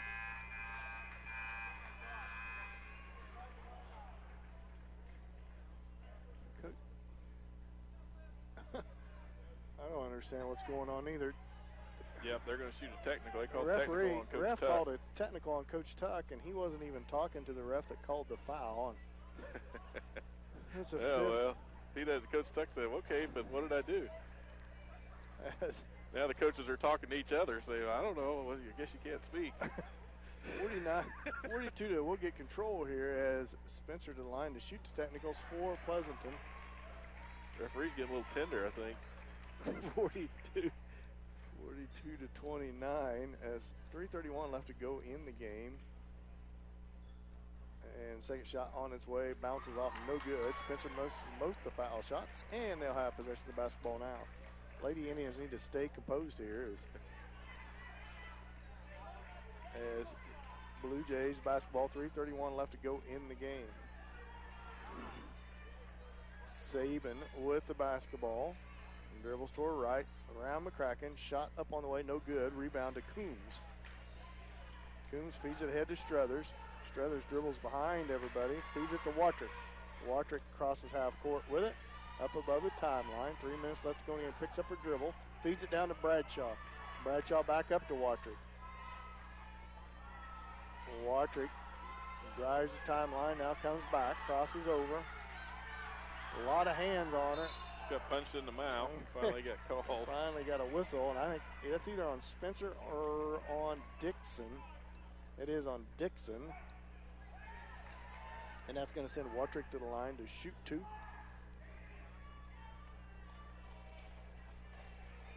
Watrick at the line to shoot 2, 42-29, 13-point lead for the Lady Indians, 2:57 left to go in the game. Watrick's first free throw on its way, good. So Watrick doing a good job from the free throw line down the stretch here, Mike. Yeah, she's perfect 3 for 3 so far. Hope she can get this 4th one. That's a kiss of death. I know, and I didn't want to say it, but I had to. You brought it up. And short on the free throw, and she misses it. Rebound never goes out learned. to Spencer for Blue Jays. She feeds it ahead to Saban. Saban crosses half court with it. 2:50 left to go in the game. 43-29, 14-point lead for the Lady Indians. Blue Jays basketball. Spencer with it. Up top to Saban. 3-point shot by Saban, off and out of bounds, and it goes to the Lady Indians. Bradshaw with it. Feeds it into Watrick. Little four-court pressure by Dixon. Dixon playing cat and mouse with Watrick out here. Watrick, oh my gosh, that's got about an intentional foul, isn't it? Grab her around the arm and slung her around.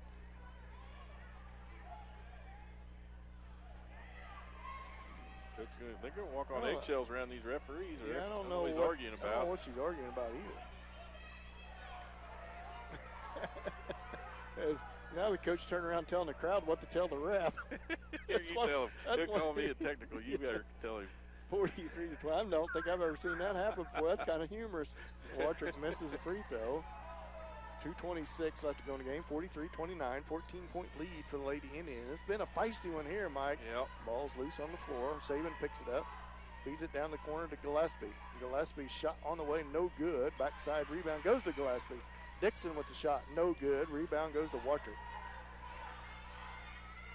Watrick with the basketball. Crosses over to her left, now to her right. Now feeds it off to Bradshaw. Bradshaw to the corner to McCracken. 3-point shot by Sydney In and out, no good. Under 2 minutes left to go. Good look by McCracken. Just couldn't get it to go. 14-point lead, 3-point shot. Good by Spencer. Timeout, Blue Jays. And we're going to go ahead and take a 1-minute timeout. Let's St. Paul basketball on Hot 105.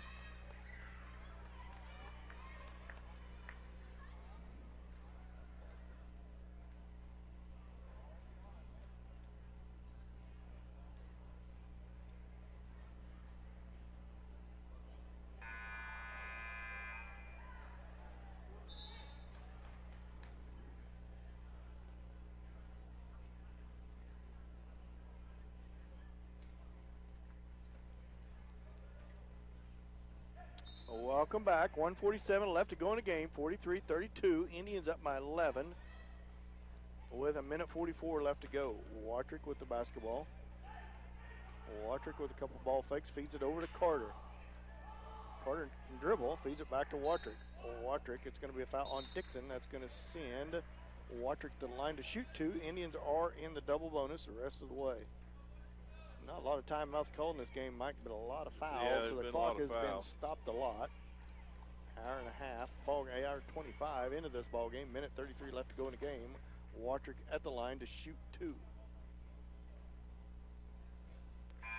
Up and good. Fourth foul on Dixon. 10th team foul on the Blue Jays. Watrick settles at the line for her second. 44-32, 12-point lead. Make it off. No good. Sabin feeds it to Sabin. Emma Sabin. Emma Sabin crosses over. Tries to feed it. Picks up her dribble. Now feeds it to Dixon. And that's going to be a travel on Dixon as she drug her pivot foot. It's going to bring number 21 into the game. Poole, as well as Katie Carter for Sydney McCracken. 1:22 left to go in the game. 12-point lead for the Indians. Watrick with the basketball. Walks the ball slowly up towards half court. She's picked up out there by Emma Sabin. 1:12 left to go. Down to Bradshaw. Back up top to Watrick. Watrick, couple ball fakes. Feeds it over to Carter. Carter down to, now Carter's going to be fouled. Coombs was all by herself under the basket. There was no one close to her, and I think they Carter seen her, tried to get it to her, but she got slapped on the hand as she's getting rid of the basketball. That's what drew the foul. That was on Ella Sabin, her fourth. So under a minute to go, 12-point lead for the Indians. Off the back iron, no good. It's Carter's first shot as Dixon right back to the scorer's table for the Blue Jays.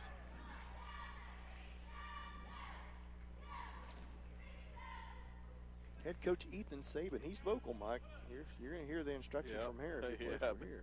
You're right. From him if you play for him. Sabin with the basketball, brings it down the right side, feeds it off to Spencer up top to Ella Sabin. Now down the baseline goes Gillespie. Into Sabin, shot up, no good, short. Gets her own rebound, put back is good. Another timeout by the Blue Jays. 43 seconds left to go in the game. 44-34, Indians up by 11. We'll be back after this 30-second timeout. Here with St. Paul basketball on Hot 105.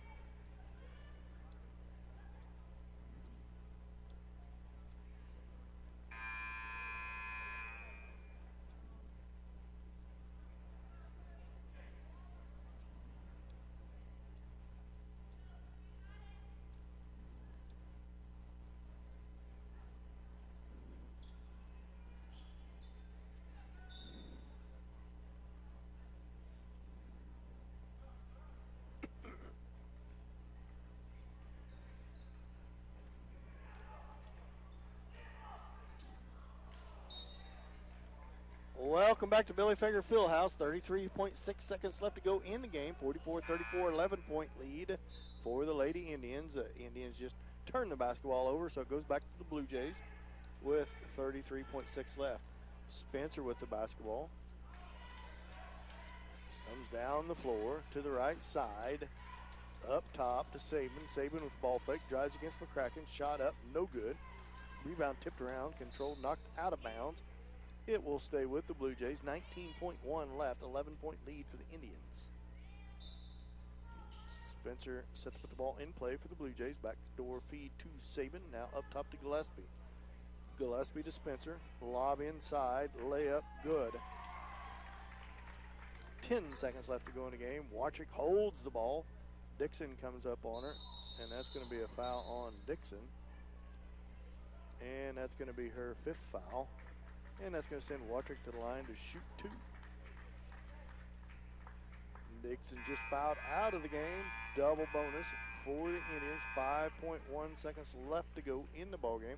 Watrick go to the line to shoot 2.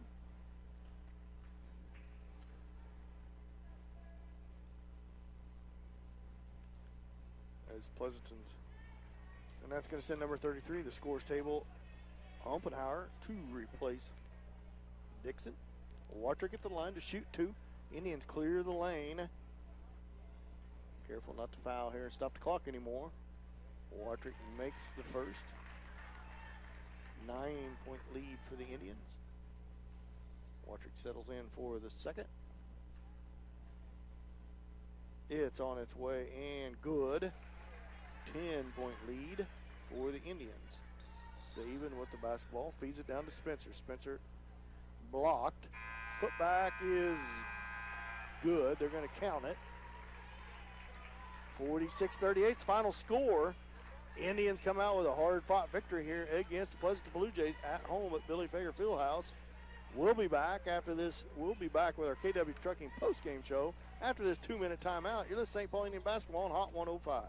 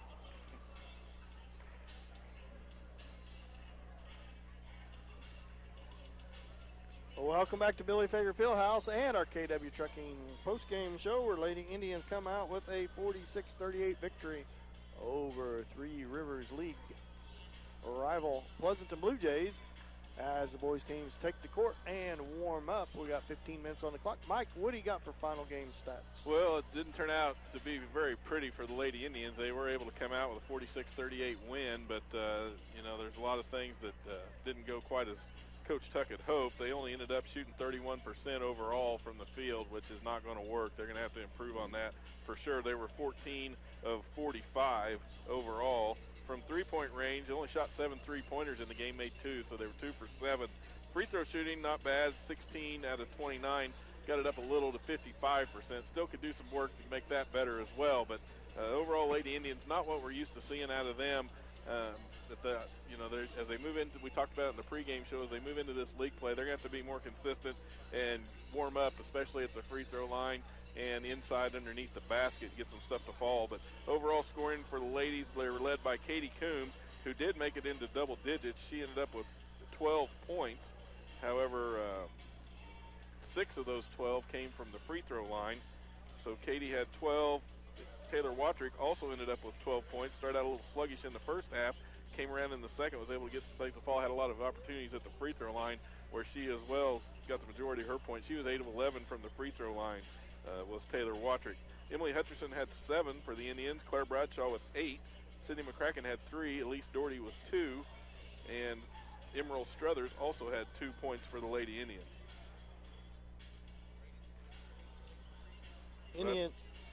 That's where we're at on the score. Indians ended up with 24 fouls on the night, Mike. A whole host of Indians with 4 fouls apiece, a lot of whistles, 9 turnovers and 7 steals, and 25 rebounds total.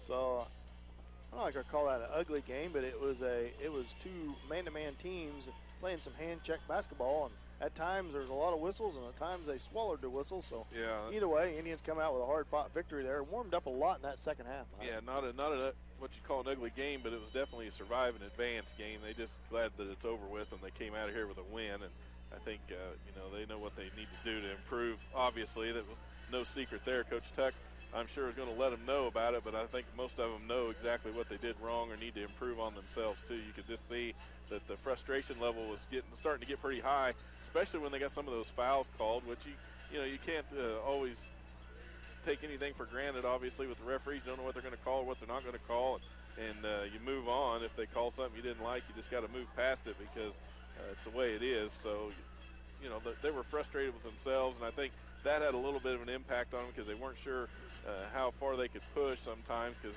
one time they would get mugged and not get a call, and next time it would be a touch foul and they'd get a call. So there wasn't much consistency in that department. A nice 8-point victory put together by the Lady Indians. Follows up a good victory on the road at Northeast Arm. A tough matchup coming up Thursday night for the Lady Indians and boys when Frontenac comes to town. It's always a good matchup, so the Indians will look to improve on their shooting going into that game in just 2 days here as a rare Thursday night game for the Lady Indians and the boys. We're going to wrap up our KW Trucking postgame show. We're going to take a little extended break after this next 2-minute timeout. We're going to have Dana back in the studio play us a couple tunes while we get set for the second game of the night. So we'll be back here in about 5 minutes or so, 5, 6, 7 minutes. So stick around to listen to Indians boys basketball. We'll be back after this extended break, and we're going to take a 2-minute commercial break. You're listening to St. Paul Basketball on Hot 105.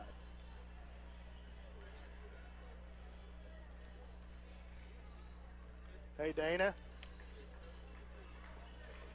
Go ahead and 2-minute commercial and then play a song. I'll holler at you when we get back.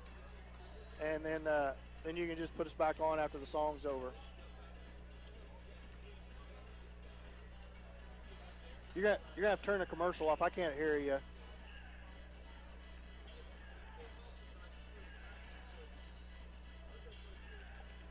I'll holler at you when we're ready to go back on, okay?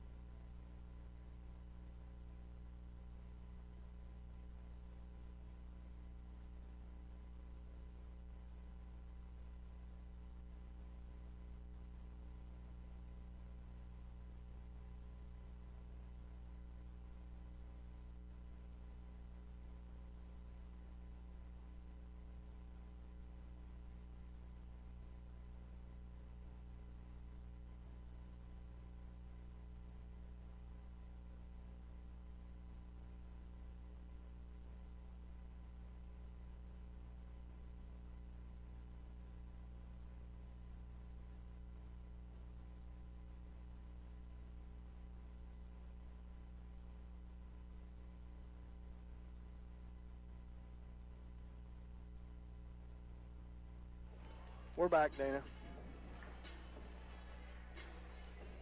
No, it's okay. Whenever you can.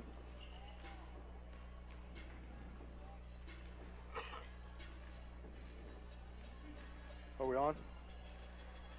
Welcome back to Billy Fager Fieldhouse here in St. Paul as we are at our Richie's Pharmacy pregame show. Dan Penn alongside Mike McCracken. Gonna play a little role reversal here. Mike's gonna call this boys game, fighting a little bit of a sore throat, and let Mike take over here for the boys action. And I'll try to keep some stats, Mike. Yeah, it should be interesting for both of us, Dan. We'll see how this works out, but regardless, should be a good game here. The Pleasanton boys, boy, they're pretty deep, it looks like. I didn't see the roster, see how many they've got on there yet. Take a look at it, but looks like Pleasanton boys, they must have dressed everyone out that they have, but they had a JV game here, I think, a little earlier. It's probably why they're all dressed out. But anyway, we'll see how the boys match up after coming off of that tough loss that they had at Northeast the other night. Overall, didn't play, too awful bad, but just couldn't get some things to go their way.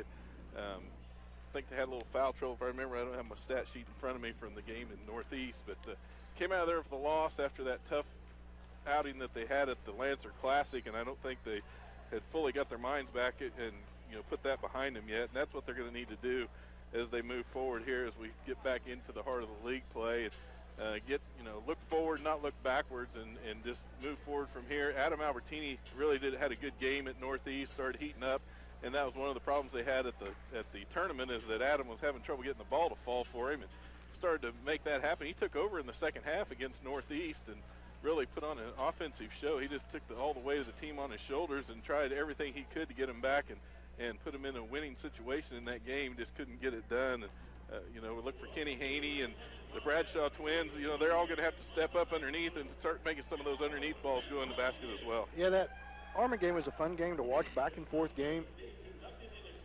Indians trailed a few times in that game, kept fighting their way back in that boys action. And Arma played a full court press, and Adam finally figured out he could break that press on his own, and he was getting fouled a lot, so he went to the free throw line a lot of times and kept the Indians in that game. It was a good game, but back and forth game, so the Indians look to get back on track here against Pleasanton. Yeah, we'll see what Pleasanton comes out with here. Looks like they've got a pretty spread out roster here as far as classmen go. Starting out for Pleasanton, number 5, Caden McKee. He's a 5'9" senior for Pleasanton. Adam Albertini, number 11 for the Indians. He's the Indians' fast hand, fast feet guy. Put some offense and defense on for sure. Number 11 as well for Pleasanton is Austin Rowley. He's a 6'1" senior for the Indians. Number 15, Easton Dent. Dent has been pretty quiet since the tournament. Before the Christmas break, Easton was really doing some damage inside for the Indians, putting some points on the board underneath, and was pretty quiet during the tournament, so we'll look for him to pick things up again as well. For Pleasanton, number 13, that is Kason McKee. He's a 5'7" junior. Colin Carlson gets a start tonight for the Indians. Colin is a 6'1" senior for the Indians. Good to see him getting a start here. Number 21 for Pleasanton is Eli Brandt. He's a 6' junior. And Kenny Haney, the senior for the Indians. Number 23 is Ben Hockman. He's a 6'2" senior for Pleasanton. Rounding out the starting 5 for the Indians will be number 24, Chandler Bradshaw. Got the absence of Caleb Lemons tonight, Mike. Must be out sick. He's not even here and suited out. So sick. I know it's been going around and kind of fighting a crud myself. Yeah, and that's one of the things this time of year that you always have to worry about, is not only whether or not you can get out on the floor and perform, but in between games, whether you can keep yourself healthy. I think the girls have had some colds and stuff floating around between them as well. So in addition to playing well, you also have to keep yourself healthy. So anyway, 8 minutes on the clock. We'll get ready to get this one started as soon as the Blue Jays take the floor. Carlson logged a lot of minutes at Northeast Arma, Mike. Really came in and logged a lot of minutes, played well in that Arma game. Make sure I got my roster, my starting 5 right. You've got, who's back there in the back? There's the tip-off, and St. Paul controls the tip. Albertini bringing it down, going right to left as you look at your radio. Passes off the left side to Kenny Haney on the wing, looking it over as they set up and run their offense. Haney's taking his time, dribbles back to the top of the key, dumps it back to the left side to Albertini. Albertini back out top now to Bradshaw, swings it to the right side where Kenny Haney takes it outside the three-point line, dribbles towards the free throw line, pulls up and kicks it back to the right to Bradshaw, throws it inside to to Carlson, who puts up the shot. It's off. Rebound by Pleasanton, and they bring the ball up the floor.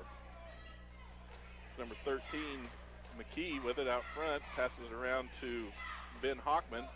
Hockman dumps it off to Brand, who brings it back to the top of the key, passes it over to the left side now to Caden McKee. So you got two McKees on the floor, Caden and Kaysen. Kaysen McKee with it, pass it back out top to Caden, his brother, I'm assuming. What's the age difference there, Mike? Caden is a senior and Kaysen is a junior. So now the younger McKee with it, passes it back out front to the older brother. And the left side, the long three-pointer put up there by Eli Brandt, the 6-foot junior, puts Parsons on top, 3-0. Parsons. Parsons. I'm going to say Parsons because it starts with a P. I don't know why. Pleasanton, 3-0 lead here, 6:37. The Indians with the ball. Adam Albertini's on the right side, pulls up for a 15-foot jump shot. It's off, but Kenny Haney gets the rebound, but he steps out of bounds, and Pleasanton will take it over. It's going to be a little rusty here, Dan, so if you get to giggling at me, I can't help it. I'm not going to giggle at you, Mike. I thought it was because of the blue uniform was Parsons. Maybe that was it, peas and blues. So Pleasanton bring the ball up the floor. That is Kaysen McKee, the junior, with it at the point. Pass it over to the right side. St. Paul in a little 3-2 trap zone, Mike. Yeah, zone defense here instead of that man, but they're going to try to keep that inside cleared out. Pleasanton working the ball around to the left side, back out front to McKee, and over to the right side to Eli Brandt. Left side now, deep three-pointer, put up there by number 5, Caden McKee. And it was off. It bounced clear out past the half-court line. They're wanting to back over and back, but they didn't get the call. Kaysen McKee with it on the point, pass it over the left side to his brother Caden. Back out to Kaysen up front, and back to Caden on the left side. Back to Kaysen out front. He drives the lane now on Haney. Haney lets him get by him, puts up the shot. It's off. No foul called. Pleasanton gets the rebound twice. Finally put back a third time by Austin Rowley, number 11, and it was off. So they can't get it to fall with 3 different opportunities there. Indians bring the ball back down the floor now with Haney on the left wing. Looking inside for Dent. It's not open, so Haney dribbles around towards the free throw line to the right side elbow, puts up a shot. It gets no rim. It's off the backboard. Pleasanton comes down with it, brings it down the floor. That's Kaysen McKee now with the ball out front for Pleasanton. It's 5:10 left, 3-0 in favor of Pleasanton as they have possession of the ball. St. Paul running that zone around to the right side to Eli Brandt. He's got nothing there. Back out front to Kaysen McKee, over to Caden McKee. Now back to Kaysen in front, over to Brandt on the right side. Swinging it around to the left side now. The McKee brothers back and forth. Kaysen McKee dribbles toward the free throw line, passes it inside to Austin Rowley, puts up the shot, and it gets it to go. Gives Pleasanton a 5-0 lead over the Indians with 4:38 here in the first. Kenny Haney bringing the ball down for St. Paul. He's got it out front now, looking to the right side to Bradshaw. Bradshaw drives the lane at the free throw line, pulls up the shot. It's short. Rebound Pleasanton by Caden McKee. Brings the ball all the way down the left side, drives toward the basket, tries to put up the shot, but it's knocked away by Haney, knocked out of bounds. Pleasanton maintained control. Good play by Kenny Haney. He stuck those long arms out there and knocked that ball right out of his hands as he went up for the shot from behind. Brandt putting it in bounds now for Pleasanton, finds Kaysen McKee out at the top of the key. Kaysen's got it, passes to the right side to Caden McKee now. Swings around the left to Brandt. Brandt looking inside, nothing there. Left side now to Kaysen McKee, drives toward the left elbow, passes it underneath to number 11, Rowley. Can't get a shot. Kicks it out front to Kaysen McKee, takes a long three-pointer, it's off, rebound by Haney. Haney bringing the ball up now for St. Paul, up to the free throw line, dumps it back out front to Bradshaw, who dribbles around and gives it off to Adam Albertini. Albertini giving the offense time to set, passes to Colin Carlson on the right wing. Carlson looked underneath for Haney, wasn't open, back out front to Dent. Dent left side to Bradshaw. Bradshaw with it now, guarded there by Caden McKee. Toss it back out front to Haney. Haney to Carlson now on the left wing. Inside the Dent, there he is on the inside lane, turns around, jump shot, off the rim, no good. Rebound number 23, Ben Hockman for Pleasanton. Blue Jays get the ball down the floor quickly now. almost lose it out of bounds, but maintain control. Kason McKee with it on the right elbow now into the free throw line and kicks it out the left side to Brandt. Throws it inside to Hockman. He puts up the shot, but it's no good. There's a travel call. Turnover on the Blue Jays. St. Paul not off to a good start offensively. 0 for 5 from the floor, they can't get the ball from the fall. field. Their shooting woes continue here as they bring it in bounds. Adam Albertini walking the ball up to midcourt. Steps across towards the timeline now. Looks over to the right side, drives to the right wing, feeds it to Haney underneath. Bad pass, and it's intercepted there. Pleasanton with the ball on the St. Paul turnover. Kason McKee comes down the right wing, kicks it out front to Hockman. Hockman passes it off to number 21, Eli Brandt. Brandt tries to pass it off to Austin Rowley, loses the handle on it, goes out of bounds. Turnover on Pleasanton. St. Paul will get another chance. Coach Watrick wants to talk about it. So 5-0 is your score. Pleasanton leads with 30-second timeout, and we'll be back after this 30-second timeout. You're listening to St. Paul basketball on Hot 105.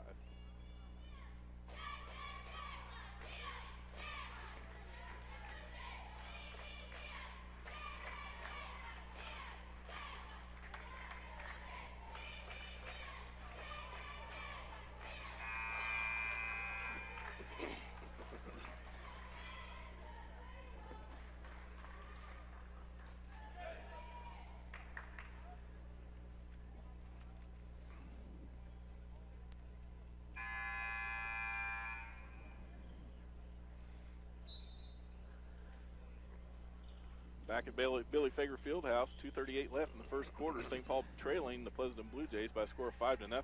St. Paul with the ball. Adam Albertini brings it across midcourt, passes to the right side to Chandler Bradshaw. Bradshaw throws it down low to his brother Chase, kicks it inside the lane to Haney, kicks it back out to Chandler, puts up the three, it's off, and Haney chases it down in the corner, but he stepped on the line. Turnover on St. Paul. So St. Paul struggling with some turnovers here, getting one shot and losing possession. Pleasanton going to bring the ball up now. It's Kason McKee. Brings the ball across midcourt for Pleasanton. Pleasanton patiently setting up the offense now. Pass to the left side to Caden McKee. McKee dribbles around the screen set by Hockman. Gets it out front to Eli Brandt. Kicks it off to the left to Kason McKee at the three-point line. Dribbles to the elbow. Back to Brandt on the right side now. Brandt guarded by Bradshaw. Kicks it out to the left side to Kason McKee. St. Paul playing that zone.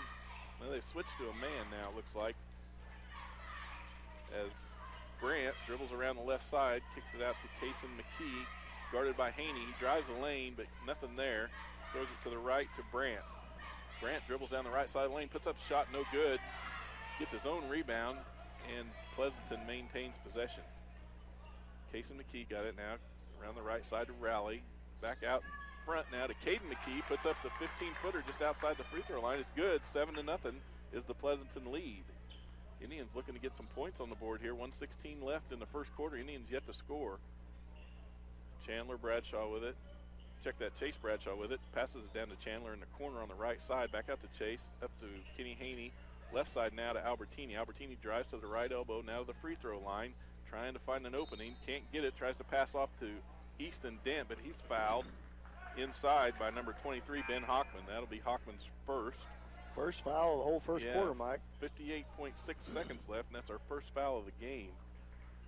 First on Hockman, first on Pleasanton, as St. Paul brings the ball in from underneath their own basket. Albertini gets it inside to Chase Bradshaw, wide open, can't make it go, puts up the shot, and it rimmed out, but he was fouled on the follow-up. Got his own rebound there. It was fouled by number 13, Kason McKee.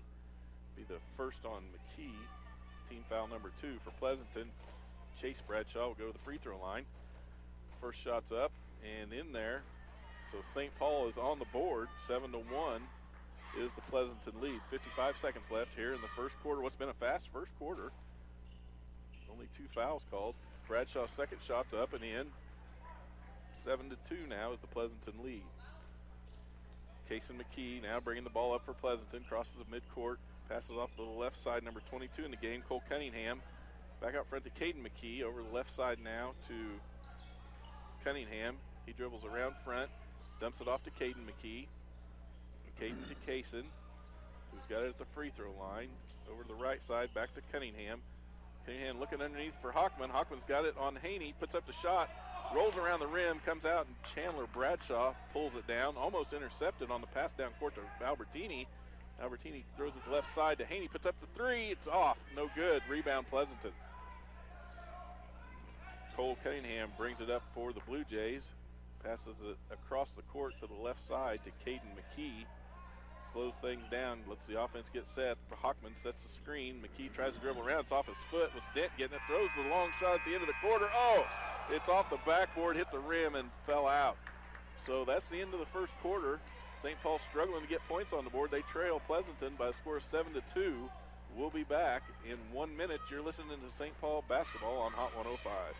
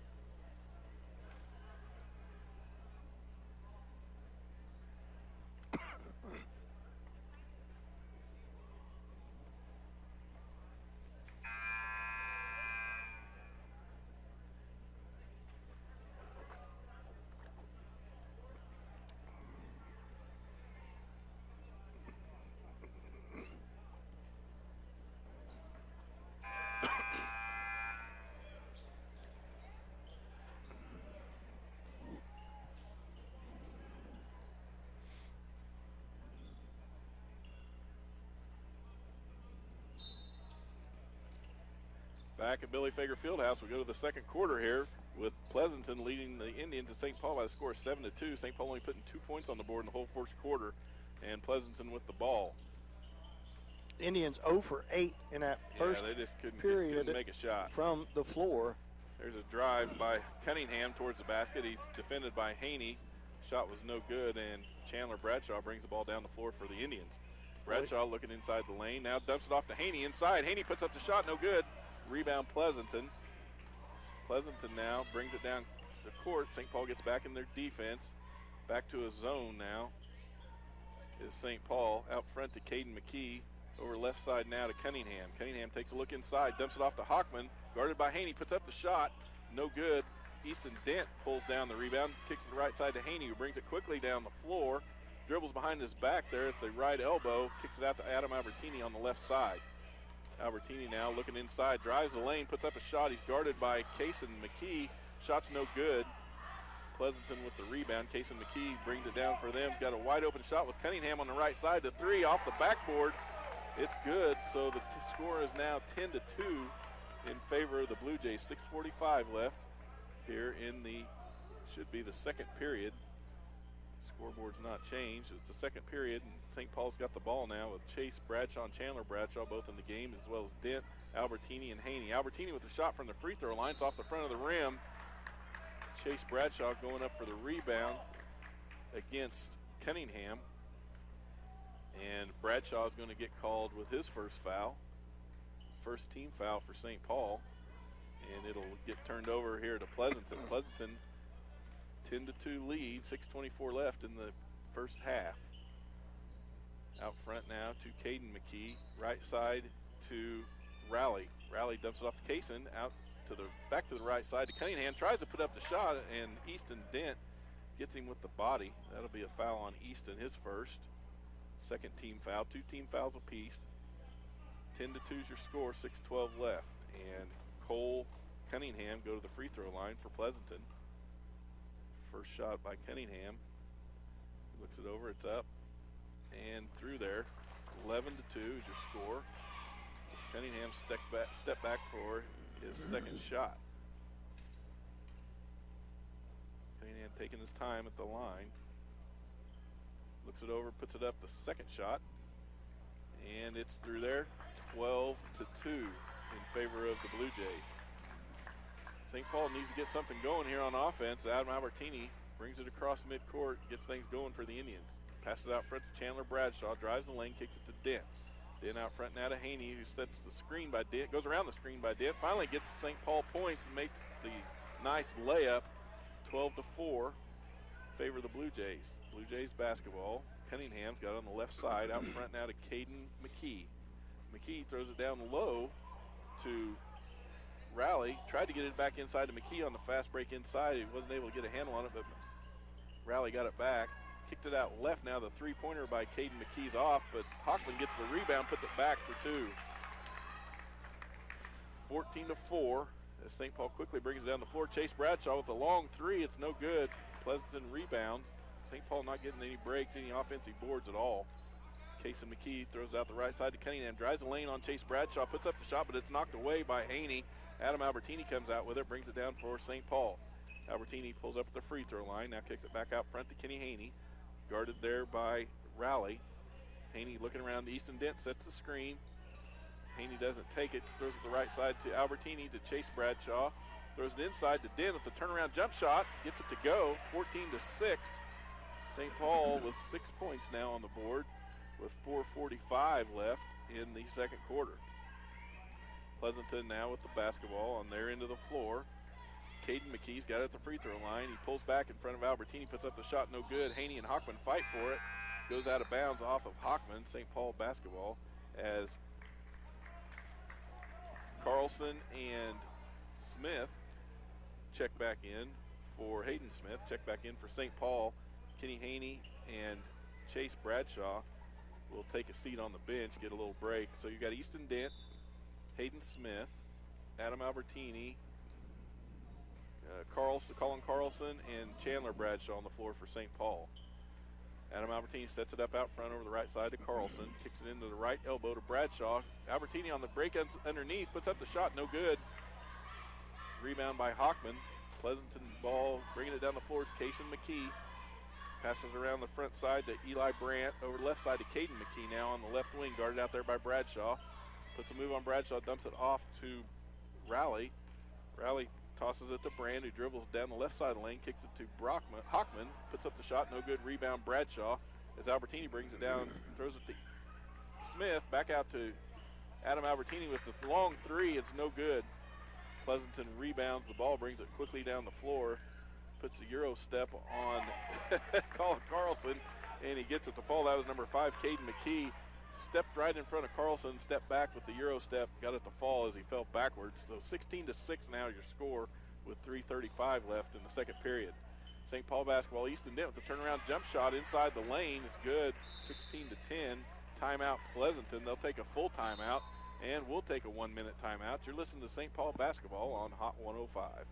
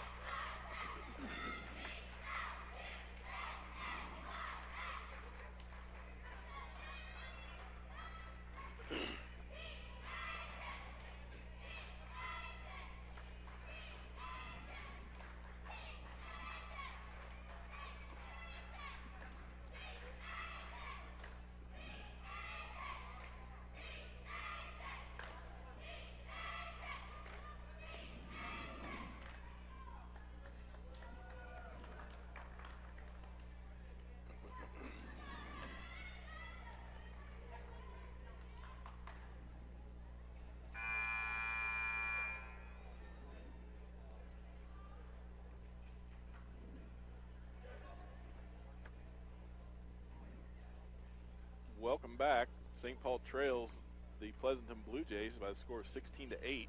3:27 left in the second period. 2 team fouls apiece. Not many fouls called here in the first half as Pleasanton has got the ball, bringing it down the floor. Indian shooting 19% from the field so far, Mike, in the first half. That's not going to do them any good. Shot put up there by Blake Polmeyer, number 15 for the Blue Jays. Bounces out as Albertini comes down with the rebound, brings it down for the Indians. Pass inside to Haney at the right side of the lane. He puts up the shot, but he's fouled. The foul is going to be on number 23, Hockman. That's his second. third team foul for the Blue Jays as Haney goes to the line now to shoot 2. Haney's first shot's up and in there. 16-9, 3 minutes left in the second quarter. Rowley checks back into the game for Hockman for Pleasanton. Goes out with 2 fouls, take a seat on the bench, get a break. Kenny Haney lines up for his second of 2. Shots up and off the back of the rim, no good. Haney about gets his own rebound, no one else can help, and Pleasanton comes down with it. Kason McKee brings the ball down the floor for the Blue Jays. McKee out front, kicks it over the right side to his brother Caden, puts up the 3, it's off, no good. St. Paul trying to get the rebound. Colin Carlson wisely doesn't touch it as it went off number 15, Polmeyer, and out of bounds. St. Paul's basketball as Haney steps down to bring the ball in for the Indians. Passes it into Albertini, who's walking the ball up the floor across midcourt towards the timeline. Over the right side to Smith. Smith looking it over, not pressured out there in front. Throws it down low on the right side to Bradshaw. Bounce pass to Haney underneath. Haney puts up the shot from 8 feet out. It's off the back of the rim, no good. Carlson fights for the rebound, can't get a handle on it. Pleasanton comes out of there with it. That's Caden McKee, pulls up and kicks it to the left side to Brandt, drives the lane, puts up a shot, no good, gets his own rebound underneath 2 St. Paul Indians, goes back for the putback, and he's fouled by Hayden Smith. That'll be Hayden's first foul, team foul number 3 for the Indian. Dent and Chase Bradshaw on the bench for the Indians as Brandt goes to the line. His first shot's up and through there. 17-9 your score, 2:15 left as Dent checks in for Colin Carlson. So you got Dent, Albertini, Haney, Hayden Smith, and Chandler Bradshaw on the floor for St. Paul. Brandt's second shot's up, off. Rebound by Haney, looks down the floor, brings it down kind of in a hurry, drives the lane, jump stop, puts up a nice shot for 2. 17-11 now as Pleasanton brings the ball back down the floor. Kason McKee with it out front. Passes to his brother Caden on the left side at the elbow, puts up a shot, no good. Rebound Hayden Smith, kicks it out to Albertini. Albertini across midcourt now, pulls up, throws it down low to Bradshaw, pulls up for a 6-footer, it's off the front of the rim, no good. Caden McKee with it on a fast break, guarded by Albertini, kicks it off to Eli Brandt, who puts up the layup. St. Paul basketball trailing 19-11 as Hayden Smith passes it inside to Haney, loses the handle, turnover. Couldn't come up with the ball on the pass inside, another turnover by the Indians. Pleasanton now with the ball at their own end of the floor. Kason McKee out front, kicks to the right side to Polmeyer. Polmeyer underneath to the number 11. Rowley tries to put up the shot, but it's rejected there by Haney. That's, I think, Haney's 3rd block here in the first half. One from behind, 2 right in front of him. Good defense played by Kenny Haney, taking advantage of his height. Pleasanton brings the ball inbounds under their own basket now. Toss inside to Caden McKee, who dumps it off to his brother Kason out front on the point. Kason over to the right side to Brandt. Brandt looks it over, dribbles to the top of the key now, hands it off to Caden McKee. Feeds it underneath to number 11, Rowley, who can't find the shot. Back out to McKee, puts up the shot, no good. Rebound Haney. Haney brings the ball down for the Indians. Adam Albertini's got it now on the left side. Feed underneath to Dent, but he's pushed from behind by Austin Rowley. That's Rowley's, I believe, Rowley's first foul, team foul number 4 for Pleasanton. St. Paul bring the ball in now under their own basket. Adam Albertini's down there.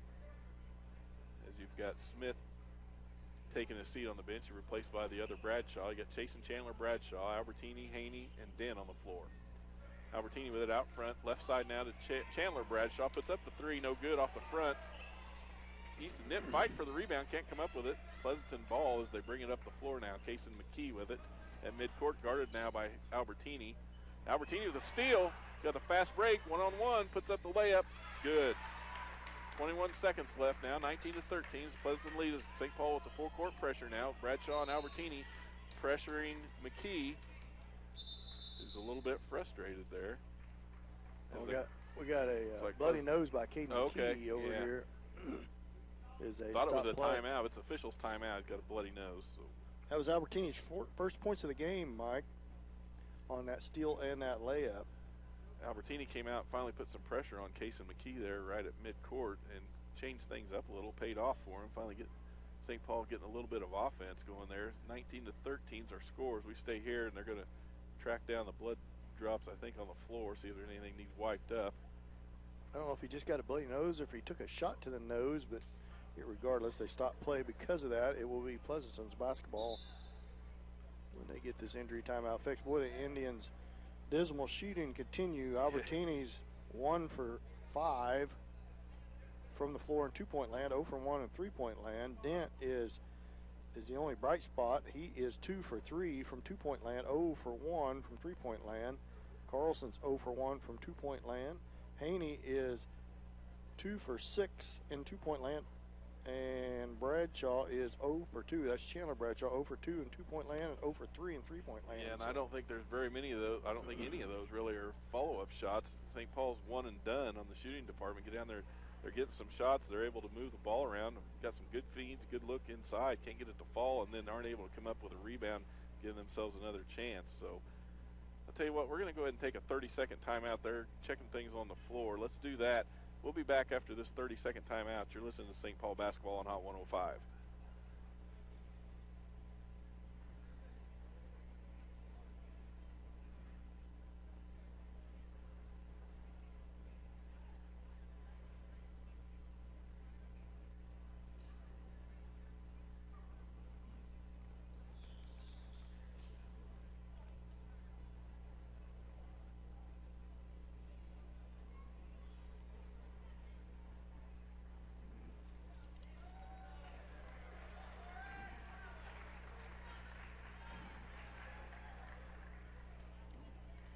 Back here at Billy Fager Fieldhouse, 15.3 seconds left in the half. St. Paul trailing 19-13. Coach Jacquino coming out there with the hazmat kit. Got the blood cleaned up. We're going to get back underway here. Pleasanton now with the basketball. Finish the half here with 13 seconds. Casey McKee brings it down the floor, guarded out close by Albertini in front. Albertini really pestering him now, and it's really made a difference on the way McKee's able to handle the ball. Albertini gets called with a little touch foul there. No foul. 5-second call. Oh, okay, 5 seconds. Good defense by Albertini. Yeah, that's really made a difference. Causing that turnover. McKee had no place to go with it. I think Albertini thought he was fouled. Got called too because he looked at him like, what did I do? 3 seconds. 3 seconds left. St. Paul with a chance for a shot. Albertini takes it from out front. It's short, no good. Here we are at halftime where the Indians trail the Pleasanton Blue Jays by the score of 19-13. We'll be back after this 2-minute timeout with the Labette Health Halftime Show. You're listening to St. Paul basketball on Hot 105.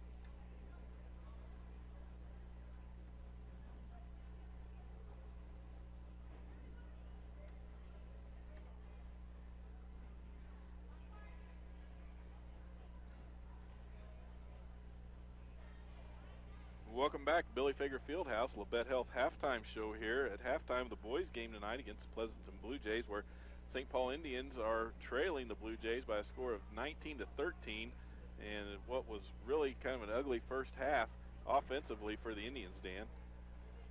Yeah, offensively, Indians really couldn't get no rhythm going. Not too many steals. Just like you alluded to right before half, Mike, not very many offensive rebounds to get any second chance points. So, Get choked up there, Dan. Pleasanton doing a good job of keeping the Indians off the offensive boards, and Indians had some good looks at the basket, just can't get nothing to fall to start this second half. The only bright spot is they're only down by 6. Well, they're down by 6, and they started out playing that zone, trying to keep things out from underneath the basket. Pleasanton patient with the ball on offense and worked the ball around quite a bit, and finally got some looks inside and were able to make some of those baskets. And when Albertini started coming out towards the end of the half, late in the second quarter, and putting a little bit of pressure on Cason McKee, who's been playing point guard, the junior for Pleasanton, really made a difference because McKee had time to sit out there and kind of get things set up, find the open man, move the ball around quite a bit, but wasn't able to do that when he was guarded out front by Albertini. Albertini came out with a steal, missed on the layup, but regardless, that really made a difference, I thought, in the way the St. Paul defense was having an effect on the Blue Jays. So we'll go ahead and take one more break here, and so when we come back from that break, we'll go over the stats, what there is of them here in the first half. Won't take long, but we'll take a 2-minute timeout here on the Labette Health Halftime Show and be back in 2 minutes. You're listening to St. Paul basketball on Hot 105.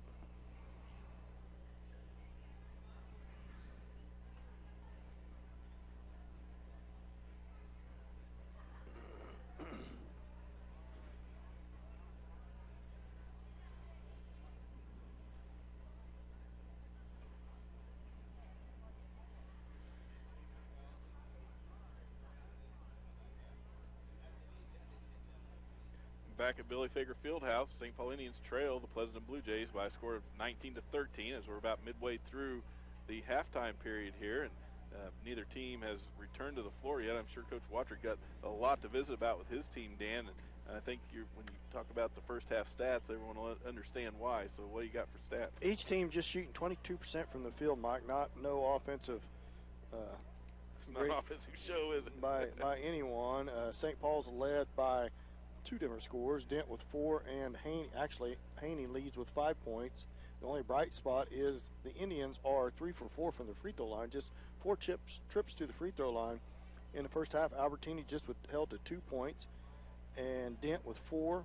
Carlson held scoreless, as well Bradshaw also held scoreless, and Chase Bradshaw with 2 free throws. So that's the extent of the Indians' scoring to add up to their 13 points. Yeah, there's just not much offense to talk about. The Indians not making many trips to the free throw line. You look at that 75% free throw average, you like to see that. The problem is they only got 4 tries at it, so not much to say for that. They're going to have to get a lot more aggressive as they come into this second half and try to drive that lane and draw some fouls, try to get themselves some other opportunities on the free throw line, but also get some shots to fall outside. That's the story of since the Christmas break, really, just not able to make anything happen at all from the field, either 3-point or 2-point wise. Just not able to make shots, and if you can't make shots, you're not going to win very many games. Brandt leads the scoring for Pleasanton. He has 7 points, followed behind by a host of Pleasanton Blue Jays with 2 points each, and also followed by number 22, Cunningham, has 5. So scoring pretty quiet on both sides of the floor. We'll see if the Indians can't pick up their offense here in the second half. Yeah, you finished that first period with a score of 7-2 in a varsity high school boys basketball game. That's something you don't see very often, so not much offense generated by either team, but hopefully that'll change. As the teams return to the floor here to warm up for the second half, we'll take another 2-minute timeout and be back with the second half of this game. You're listening to the Labette Health Halftime Show and St. Paul Indian Basketball on Hot 105.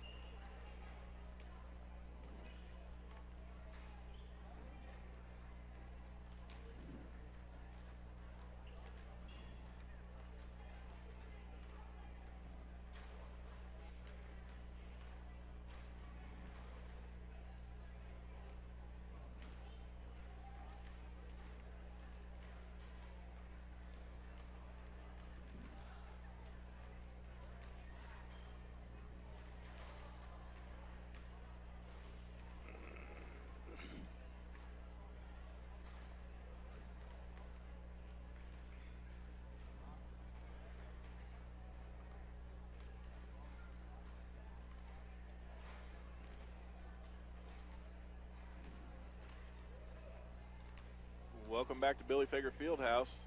About a minute left here in this halftime period for the Indians versus the Blue Jays, where the Indians trail the Blue Jays 19-13 as we wind up and get ready to start this second half. Coach Watrick, I'm sure, had a good coaching moment in the locker room at halftime with the Indian boys, get them in there and get some confidence back. Really, since their defeat in the Southeast tournament, they've come out and not had a lot of confidence, Dan. They struggled when they came out of there the first game back at Northeast. They weren't able to come out with a win there, and it's just going to take some time to get their confidence built back up and get themselves back in the mode where they're making some baskets. I think as soon as they can start hitting some of those shots, the confidence will come with it. Maybe it's the defense the Blue Jays are playing. Maybe it's just, I don't know what it is, but not a whole lot of energy, not a lot of pep in the step. Right. Don't see much quickness advantage out of the Indians here tonight, where maybe it's the difference between Caleb Lemons not being here tonight, being out sick, or whatever the case may be. But either way, Indians really need to start picking up their energy level, Mike, and I might say that the play-by-play guy really needs to pick up his energy. He'll lift the team up if he. All right, we'll try to see if we can do something here in the second half,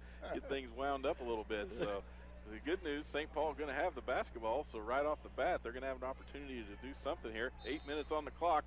Referee gives the ball to Haney, who's kicking things off in the second half. As Albertini's got it, Albertini looks glad to be out front. Oh, that's much better, Mike. That's a lot better. Am I doing better? Yeah. He passes it off to Chandler Bradshaw, loses a handle on it, and a turnover early on by the Indians. Kason McKee with it down the floor again for the Blue Jays. Guarded out in front by Albertini is McKee, who drills it around the right side and throws it back to Brandt. Brandt looking around, Pleasanton playing patient offense here as the other McKee gets it at the free throw line. Right side now to Brandt underneath the Hockman, guarded by Haney. Haney with another block. Rebound Hayden Smith as the Indians bring the ball down the floor. You've got Albertini, Hayden Smith, Easton Dent, Kenny Haney, and Chandler Bradshaw on the floor for the Indians. Haney with it now on the right side, guarded there by Rowley. Throws it out front to Dent, back to the right side now to Hayden Smith. Smith feeds it inside to Albertini, puts a fake on, puts a shot up, gets it to fall. First points of the second half by the Indians, 19-15, 6:57 left, the third period. Mike, I'd like to see the Indians try to work it into Easton Dent. He, not necessarily a hot hand, but he was 2 for 3 from the floor anyway. He's making him fall when he gets a shot. So Pleasanton with the basketball now. Feed inside to Hockman, guarded by Haney. Tries to get the block. Hockman gets a shot off this time, but it's no good. Rebound Albertini. Brings it quickly down the floor, pulls up at the free throw line, feeds it underneath, tries to feed it underneath. Chandler Bradshaw. It's knocked out of bounds by Caden McKee. St. Paul get the ball, bring it in from underneath their own basket. Albertini standing at the baseline under the basket, looking to throw it in. He's trying to set up the inbound play. The count's on, gets it into Bradshaw, tries to pass it over the top of Caden McKee, but it's deflected and turnover by the Indians. Kaysen McKee with it now for Pleasanton as he brings it down, guarded by Albertini out front. Hockman sets the screen.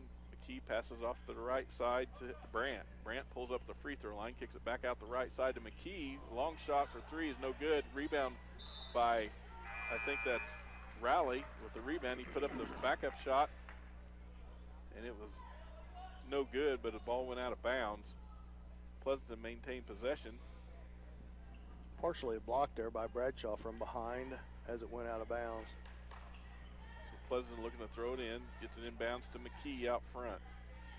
McKee now guarded by Bradshaw. Passes it off to his brother, Caden McKee, guarded by Albertini. Caden McKee back to Kaysen, back to Caden. Caden around the screen by Hockman, dumps it off the right side to Brandt. Brandt drives to the free throw line, back out left side now to Kaysen McKee. Around Brockman to Brandt. Brandt pulls up right side to Caden McKee, feeds it underneath to Rowley. Puts up the shot, no good, but he's fouled by Chase Bradshaw. I believe that's going to be the first foul on Chase Bradshaw. First team foul for St. Paul, first foul of the second half. Check that second foul on Chase Bradshaw. Rowley's first free throws up and in there. 20-15 your score, 5:41 left here in the third quarter. Rowley lines up for the second. Shots up and it's good. 21-15. Indians bring the ball down the floor.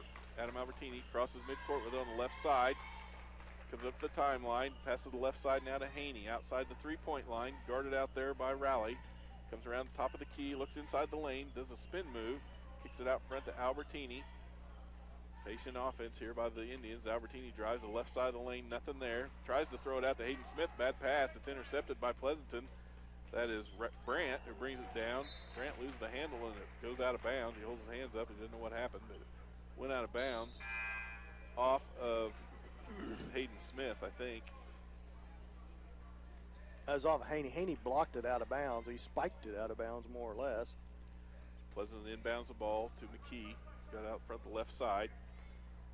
Guarded out there by Bradshaw, Chase Bradshaw. Tries to get the steal, but he gets called instead for his third foul. So Chase Bradshaw now with 3 fouls. It's the second team foul on St. Paul. Chandler Bradshaw checking into the game for his brother Chase. Bradshaw comes off the floor and 2 quick fouls here early in the third quarter. 5:05 left, 21-15 is the score. Pleasanton brings it inbound to Kaysen McKee. Guarded out front by Albertini on the left side, dribbles to the top of the key. Left side now to Caden McKee. Underneath the Hockman, guarded by Haney. Spin move. Haney with another block. No good. Chandler Bradshaw tried to get a handle on it, but he touched the line, so Pleasanton maintained possession. Haney's a blocking machine down there on defense, the bright spot on the St. Paul defense. Pleasanton brings the ball inbounds out front to Kaysen McKee, guarded by Albertini with that pressure again. McKee trying to get around him, throws to the right side to Brandt. Brandt looking inside, can't find anything. Back to Kaysen McKee on the left side now. Out front to Caden McKee, to Kaysen McKee on the left, and to Brandt. Brandt puts up the three-pointer from the top of the key. It's off the back of the rim, no good. Rebound Haney for St. Paul as the Indians bring the ball down the floor quickly now. Feed the left side to Albertini, who looks inside, nothing there. Pass it off to Bradshaw. Bradshaw backing off, slowing things down, guarded by Caden McKee. Right side to Albertini. Feeds it inside to Colin Carlson, puts it on the floor, and then puts up the shot. He's defended, no good. Rebound Pleasanton. So again, St. Paul struggles on the offensive boards, not able to get a second shot. Feed inside to Brockman, who's guarded by Haney. Back out front to Brandt. Up with the three-pointer, off, no good. Brockman up with the follow-up. It's no good. As Haney Euro steps in the middle of the lane, puts up a shot, but Bradshaw with the rebound. Follow-up, no good. So St. Paul with 2 shots there. Weren't able to make either one. It's a scrum on the floor for the ball, and they call the jump. So change of possession arrow gives it back to Pleasanton. Pleasanton set to inbound the ball now at the St. Paul end of the floor. I sure am making a lot of circles on our end of the stat sheet, you Mike. know, that's circle means you missed a shot. Yeah, it's easy to count circles. It's not a lot of slashes. It's easy to count slashes. There's a whole bunch of circles. Yeah. Substitution, jump ball, or some confusion now, I guess, on whose basketball it is. They set up like it was going to be Pleasanton ball, and now the officials are having a conference. They're going to try and decide, shake their head. Somebody's going to get it, and it's Pleasanton. So Pleasanton with the ball. They bring the ball the length of the court as they inbound it to Kason McKee. He walks it up towards midcourt. Albertini's out. A little bit of pressure out front now by Albertini. Out the right side to Rowley, who wasn't ready for it, but he was able to get it back. Pass it inside to Cunningham. Drives the right side of the lane out to Rowley. Out to Caden McKee now, outside the three-point line to Cunningham. Left side to Kason McKee, guarded by Albertini. To the free throw line to Rowley. Rowley passes it off, to Cunningham. Puts up the shot. Haney about threw that one out of the building. He goes and gets it himself, Mike. He got a block in. Yeah, and then Albertini comes down the floor and turns it over by Caden McKee, who steals it right away from him, but he's fouled as he goes for the fast break layup by Chandler Bradshaw. Wasn't going to let him get away with it. I think that was on the floor. Are they going to give him shots? Yeah, giving him 2 shots. So first foul on Chandler Bradshaw as Caden McKee, the 5'9 senior, go to the free throw line to shoot 2. McKee's first shot's up and through there, 22 now to 15 in favor of the Blue Jays. 3:09 left in the third period. 3 team fouls on St. Paul. No team fouls yet on Pleasanton in the second half. McKee lines up. Second shot's up. Rolls out. Rebound Carlson. Carlson kicks it out to the right to Albertini. Brings it up the right side. Looks underneath. Carlson's open, but he decides not to pass it. And out front now to Chandler Bradshaw. Back to Albertini. This time, Carlson and Kason McKee really fighting it out underneath, and Carlson's going to get called with the foul.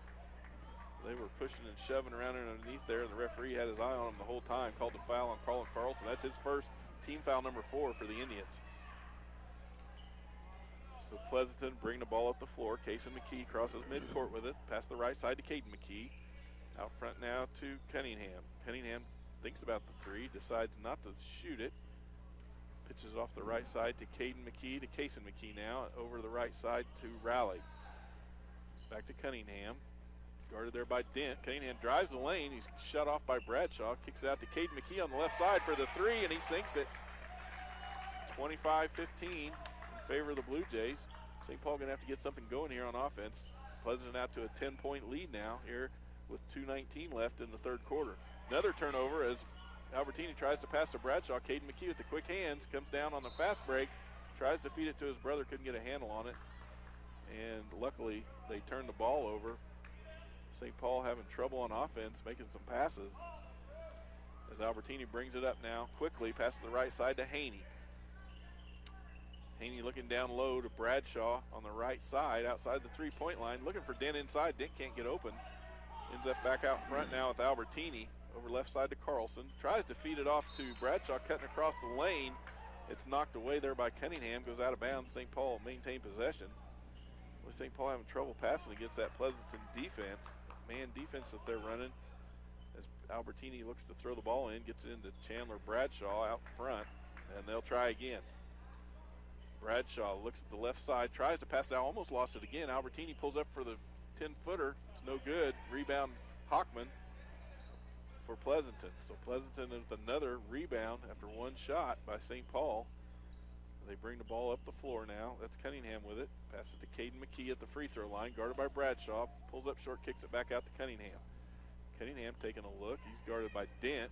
Feeds it to Caden McKee. Coming into the lane, tried to throw it to Hockman, but it was deflected by St. Paul. It goes out of bounds. Pleasanton with it underneath their own basket. Cunningham looking to bring the ball inbounds now. Finds Kason McKee on the left side, guarded out there by Albertini. Feeds inside to Hockman, guarded by Haney. Haney looking to block another one. Can't get it in that time. Hockman scores 27-15 in favor of the Blue Jays. A minute left here in the third period as Albertini looks for something to open up underneath. Drives toward lane, feeds it out to Bradshaw. Bradshaw back top of the key now to Haney. And left side to Chandler Bradshaw, who crossed through the lane, circled out wide left, back out to Haney, who's driving down the left side. Going to call another foul underneath. Is this one going to be on Carlson again? No, it's on number 22. It's on 22. Carlson really working hard underneath, trying to get position. He was against McKee, and then that was on Cunningham. So Coach Watcher going to talk about it now that St. Paul's got the ball. They'll take a 30-second timeout. With that, we'll take a 30-second timeout. 50 seconds left, 27-15 in the third period. You're listening to St. Paul basketball on Hot 105.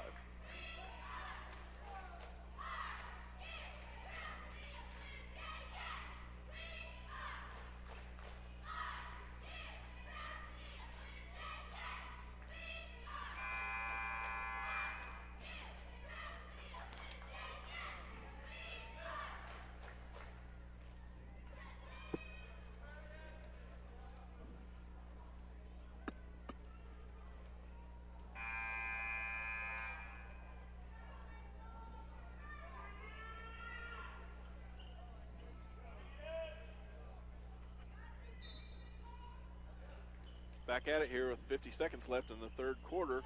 St. Paul trailing 27-15, trying to bring it inbounds. Albertini feeds it to Chandler Bradshaw. Can't get a handle on it in the lane. Spin around jump shot's no good. Carlson tries for the rebound, but it's grabbed there by Cunningham for Pleasanton. Pleasanton with the ball now. Caden McKee's got it out front. Passes it to Kaysen McKee on the right. Pleasanton sets up their offense. Right side now to Brandt. Kaysen McKee on the low right side with it. Back out top of the key, and they'll set it up again. Cunningham guarded by Dent. Dumps it off to Kaysen McKee, guarded by Albertini. Albertini staying on him close. Dumps it off to Cunningham on the left side now. Back out front to Caden McKee. Boy, Pleasanton playing a patient offense here. They're just waiting for something to open up. And moving the ball around a lot. McKee brothers and Cunningham really doing a good job moving the ball. That's Caden McKee with the shot right before the quarter, the buzzer, and it was no good. So we'll end the third quarter, get ready for the fourth. St. Paul still trails 27-15 behind the Pleasanton Blue Jays. We'll be back in 1 minute. You're listening to St. Paul basketball on Hot 105.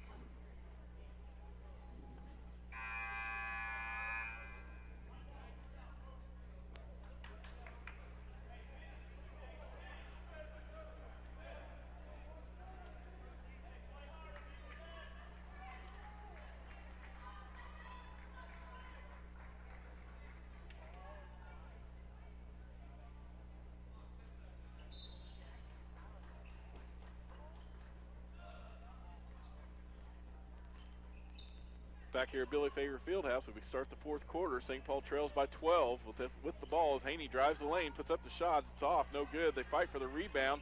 Colin Carlson comes up with it, dumps it off to Albertini, who tries to put up the shot, and he's fouled. I don't know if they call that on the shot or on the floor, but he's fouled there by Eli Brandt, number 21.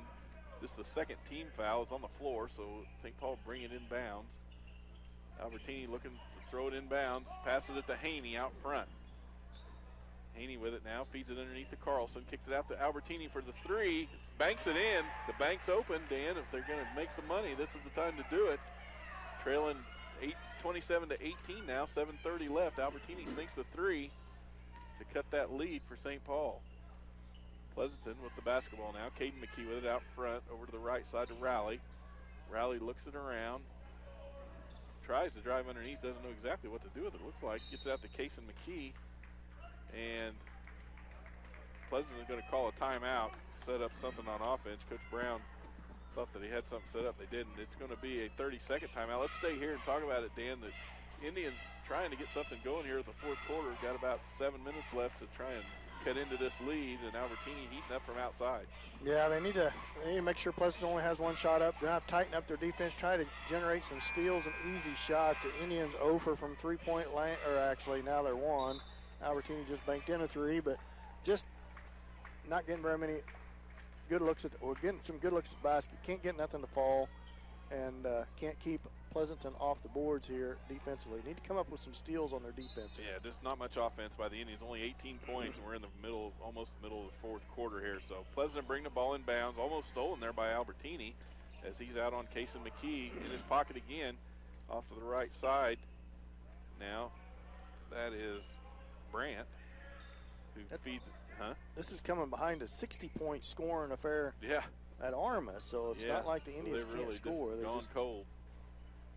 Pleasanton working the ball around, trying to find something in the middle with Brandt on the left side. Feeds it out front now to. How's that not a travel? That was Brandt drove the lane. I thought he took an extra step too, but they didn't call it. He had it pinned in between his legs when he come back to the ground. Flying through the air there. So gets knocked out of bounds by St. Paul. Pleasanton keep possession as they inbound the ball to try it again. St. Paul's going to have to tighten up on their defense and not allow Pleasanton to be so patient, Mike, as they're just letting them throw the ball around. Out on them, that's right.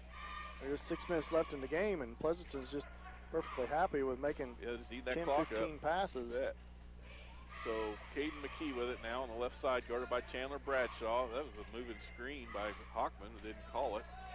He feeds it off out front to Brandt. Pulls up at the free throw line, kicks it back out to Caden McKee, guarded by Dent. Pulls up at the free throw line, does McKee, and sinks the 15-footer. 29-18, 6:04 left in the ball game. St. Paul needs to get something going here as the Albertini has it out front, feeds it underneath the Dent, tries to. Almost knocked away by Hockman, but Dent came up with it. They'll try again as Albertini drives the lane this time, tries to put up a shot. And he's guarded in there by two Blue Jays. Kason McKee and Rowley. They're going to call that one on Kason McKee. And Albertini will go to the line to shoot two. Second foul on Kason. Third team foul on Pleasanton. Albertini's first shot's up and it rolls across the rim, bounces back out. The woes continue at the shooting line as Albertini pulls up for the second now. Gets it to dribble around and finally fall through there. 29-19, the lead now 10 for Pleasanton. Full court pressure by the Indians. Indians going to try and make something happen here, and they do. They almost get a steal with it. Rolled right into the hands of Kason McKee, though. And McKee backing it out. They're going to slow it down again. Feed it underneath the Hockman, left unguarded under there. Puts an easy two. 31-19 is the score. St. Paul letting this one slip away from him as Albertini tries to drive it in on Kason McKee and has some contact, no call. Feeds it out to Haney now on the right side. Looking for Dent. Dent can't get open. Back out to Albertini in the front as Albertini now drives the right side lane, tucks the ball in, can't get it shot off. It gets knocked out of bounds off of the Indians. I don't know why we don't have Haney down on the post. He's got a height advantage. Yeah, he's taller than anybody else on the floor. Against Brandt, and he's playing out as a wing twice. On the pressure, the balls went in between or past Blue Jays, but it ends up right back in their hands. That's right. So there's Caden McKee now dribbling low along the baseline, passes up on the shot. They're content to let that clock run as much as they can. And like you said, it's time for St. Paul to get out and put some pressure on the Blue Jays.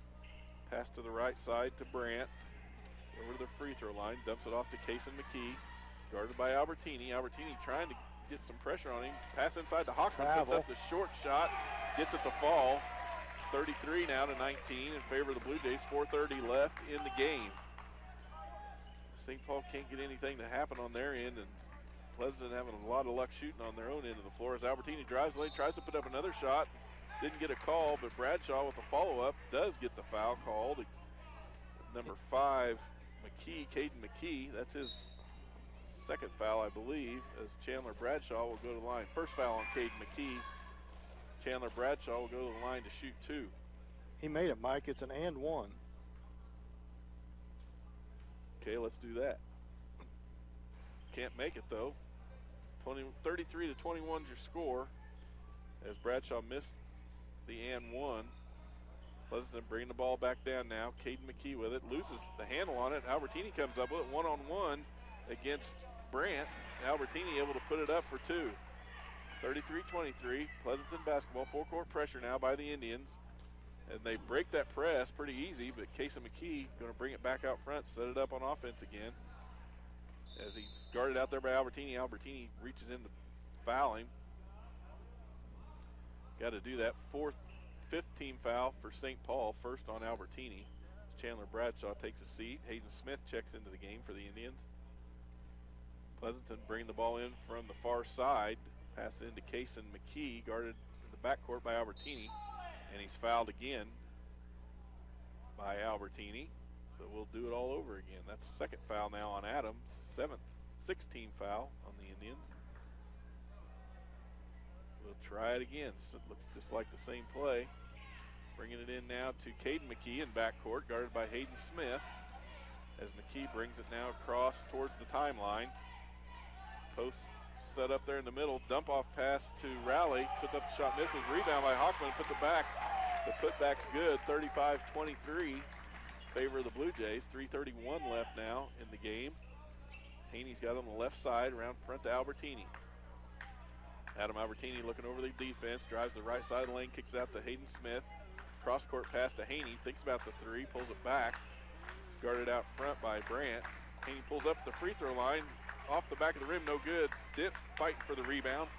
Pleasanton comes out with it. That's Brant, drives it down and pulls back, slowing things down again.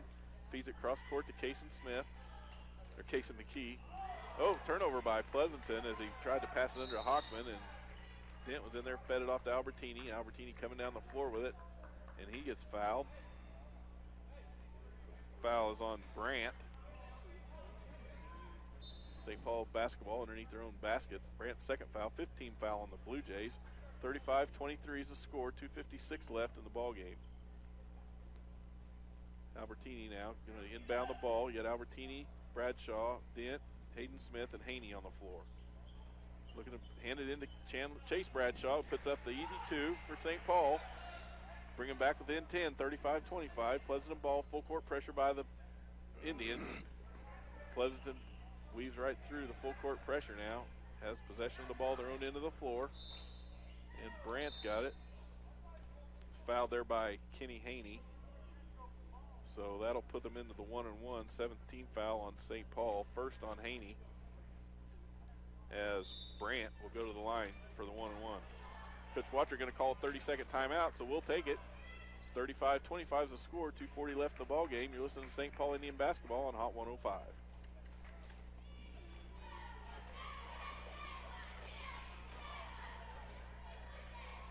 Hey, Dana, make it a 1 minute.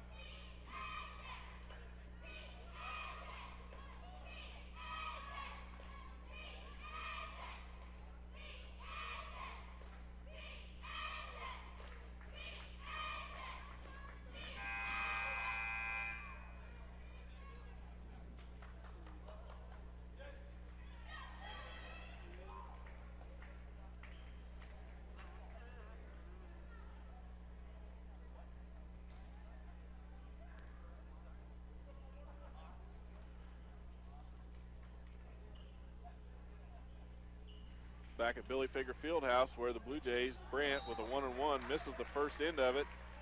St. Paul can't come up with the rebound though and lose it out of bounds. So their woes continue. 2:39 left in the game, trailing by 10. Pleasanton basketball under their own basket. Brant looking to throw it inbounds, gets it out front to Cason McKee. Almost stolen away by Albertini. McKee keeps it now, back left side to Brant. Brings it around front, guarded there by Dent. Hayden Smith with the steal. Hayden Smith brings it up for the layup. 2 points for St. Paul, and a nice steal by Hayden Smith. 35-27. St. Paul with full court pressure again as Pleasanton tries to bring it down. It's timeout Pleasanton. 35-27, 2:17 left in the ball game. It's a full timeout, so we'll take another 1 minute timeout. You're listening to St. Paul basketball on Hot 105.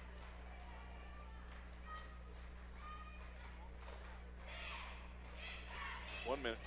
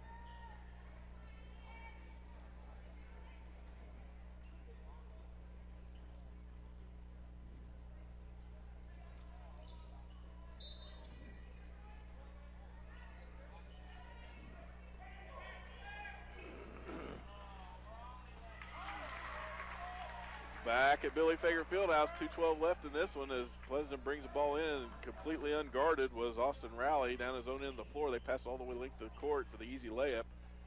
Albertini now with the ball, puts up the shot. It's off, no good. Pleasanton rebounds again. Rowley is down there by himself, but they pass it up this time, bring the ball up the floor to eat some more clock. Caden McKee's got it now on the left side, guarded out there by Albertini. McKee dribbling around on Haney now. Pass it to Hockman. Over to the right side to Kason McKee. Coach Wattrick calling for the foul, but they didn't do it. Haney tried to foul there, finally gets the call as Kason McKee will go to the line for the 1-and-1. Minute 40 left in this one. St. Paul trails by 10. Second foul on Kenny Haney, 8th team foul for St. Paul, so McKee will go to the line for the 1-and-1. McKee's first shot lined up, and it's up and through there. He'll get another shot. 38-27, 11-point lead by the Blue Jays, who've led the entire game. St. Paul yet to have a chance to get the lead because they can't make a basket. McKee's second shot's up and rolls out. Haney comes out with the rebound. Moving down the floor now with 1:36 left. Got to make some things happen. Out to Hayden Smith. Passes it to Albertini, to Bradshaw, over to Haney. Pulls up for the three. It's off short. No good. Rebound Pleasanton. Can't get a rebound. St. Paul. Pleasanton brings the ball down, and that is Brandt, who's fouled by Haney. He'll go to the line for the 1-and-1. Third foul on Kenny Haney. 1:22 left in the ball game. Pleasanton leads 38-27. Eli Brandt, 6-foot junior. First shot's up. It's through there.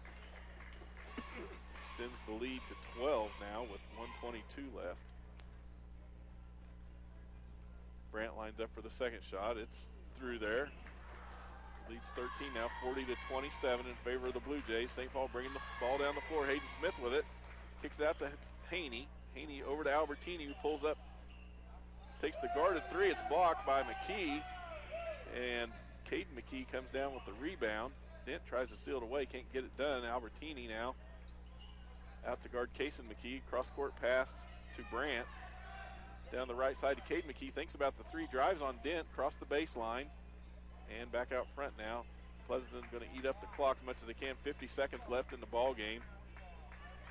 Caden McKee kicks it out to Kason McKee and moving the ball around, guarded by Albertini. St. Paul backing off now. Hayden Smith finally with the foul on Eli Brandt. So Brandt will go back to the line, this time to shoot two as Pleasanton goes into the double bonus. 10 team fouls on Pleasanton, only 5 fouls on, or 10 team fouls on St. Paul, only 5 on Pleasanton. Brandt's first shot's up there and bounces off the front of the rim, no good. 40-27 is your score with 42.9 seconds left in the ball game. Brandt's second shot's good, and St. Paul going to bring the ball up the floor with Albertini crossing midcourt with it. Lower right side to Chase Bradshaw, puts up the long three, rolls out, no good, but Haney comes down with it. Haney going to pull up, kick it out front to Albertini, pulls up short in front of the free throw line with a three-pointer. It's off the back of the rim, no good. Bradshaw with the rebound, kicks it to the right side now to Haney with the jump shot from outside, no good. And Pleasanton with the ball for 17 more seconds. If they can hold out here, which St. Paul going to concede the game and not put any pressure on Case and McKee as the clock winds down. 5, 4, 3 seconds left now, and this one's over. St. Paul loses to the Pleasanton Blue Jays by the score of 41-27 in a tough game for the Indians on offense especially. And we'll be back with the KW Trucking postgame show to talk about it in 2 minutes. You're listening to St. Paul basketball on Hot 105.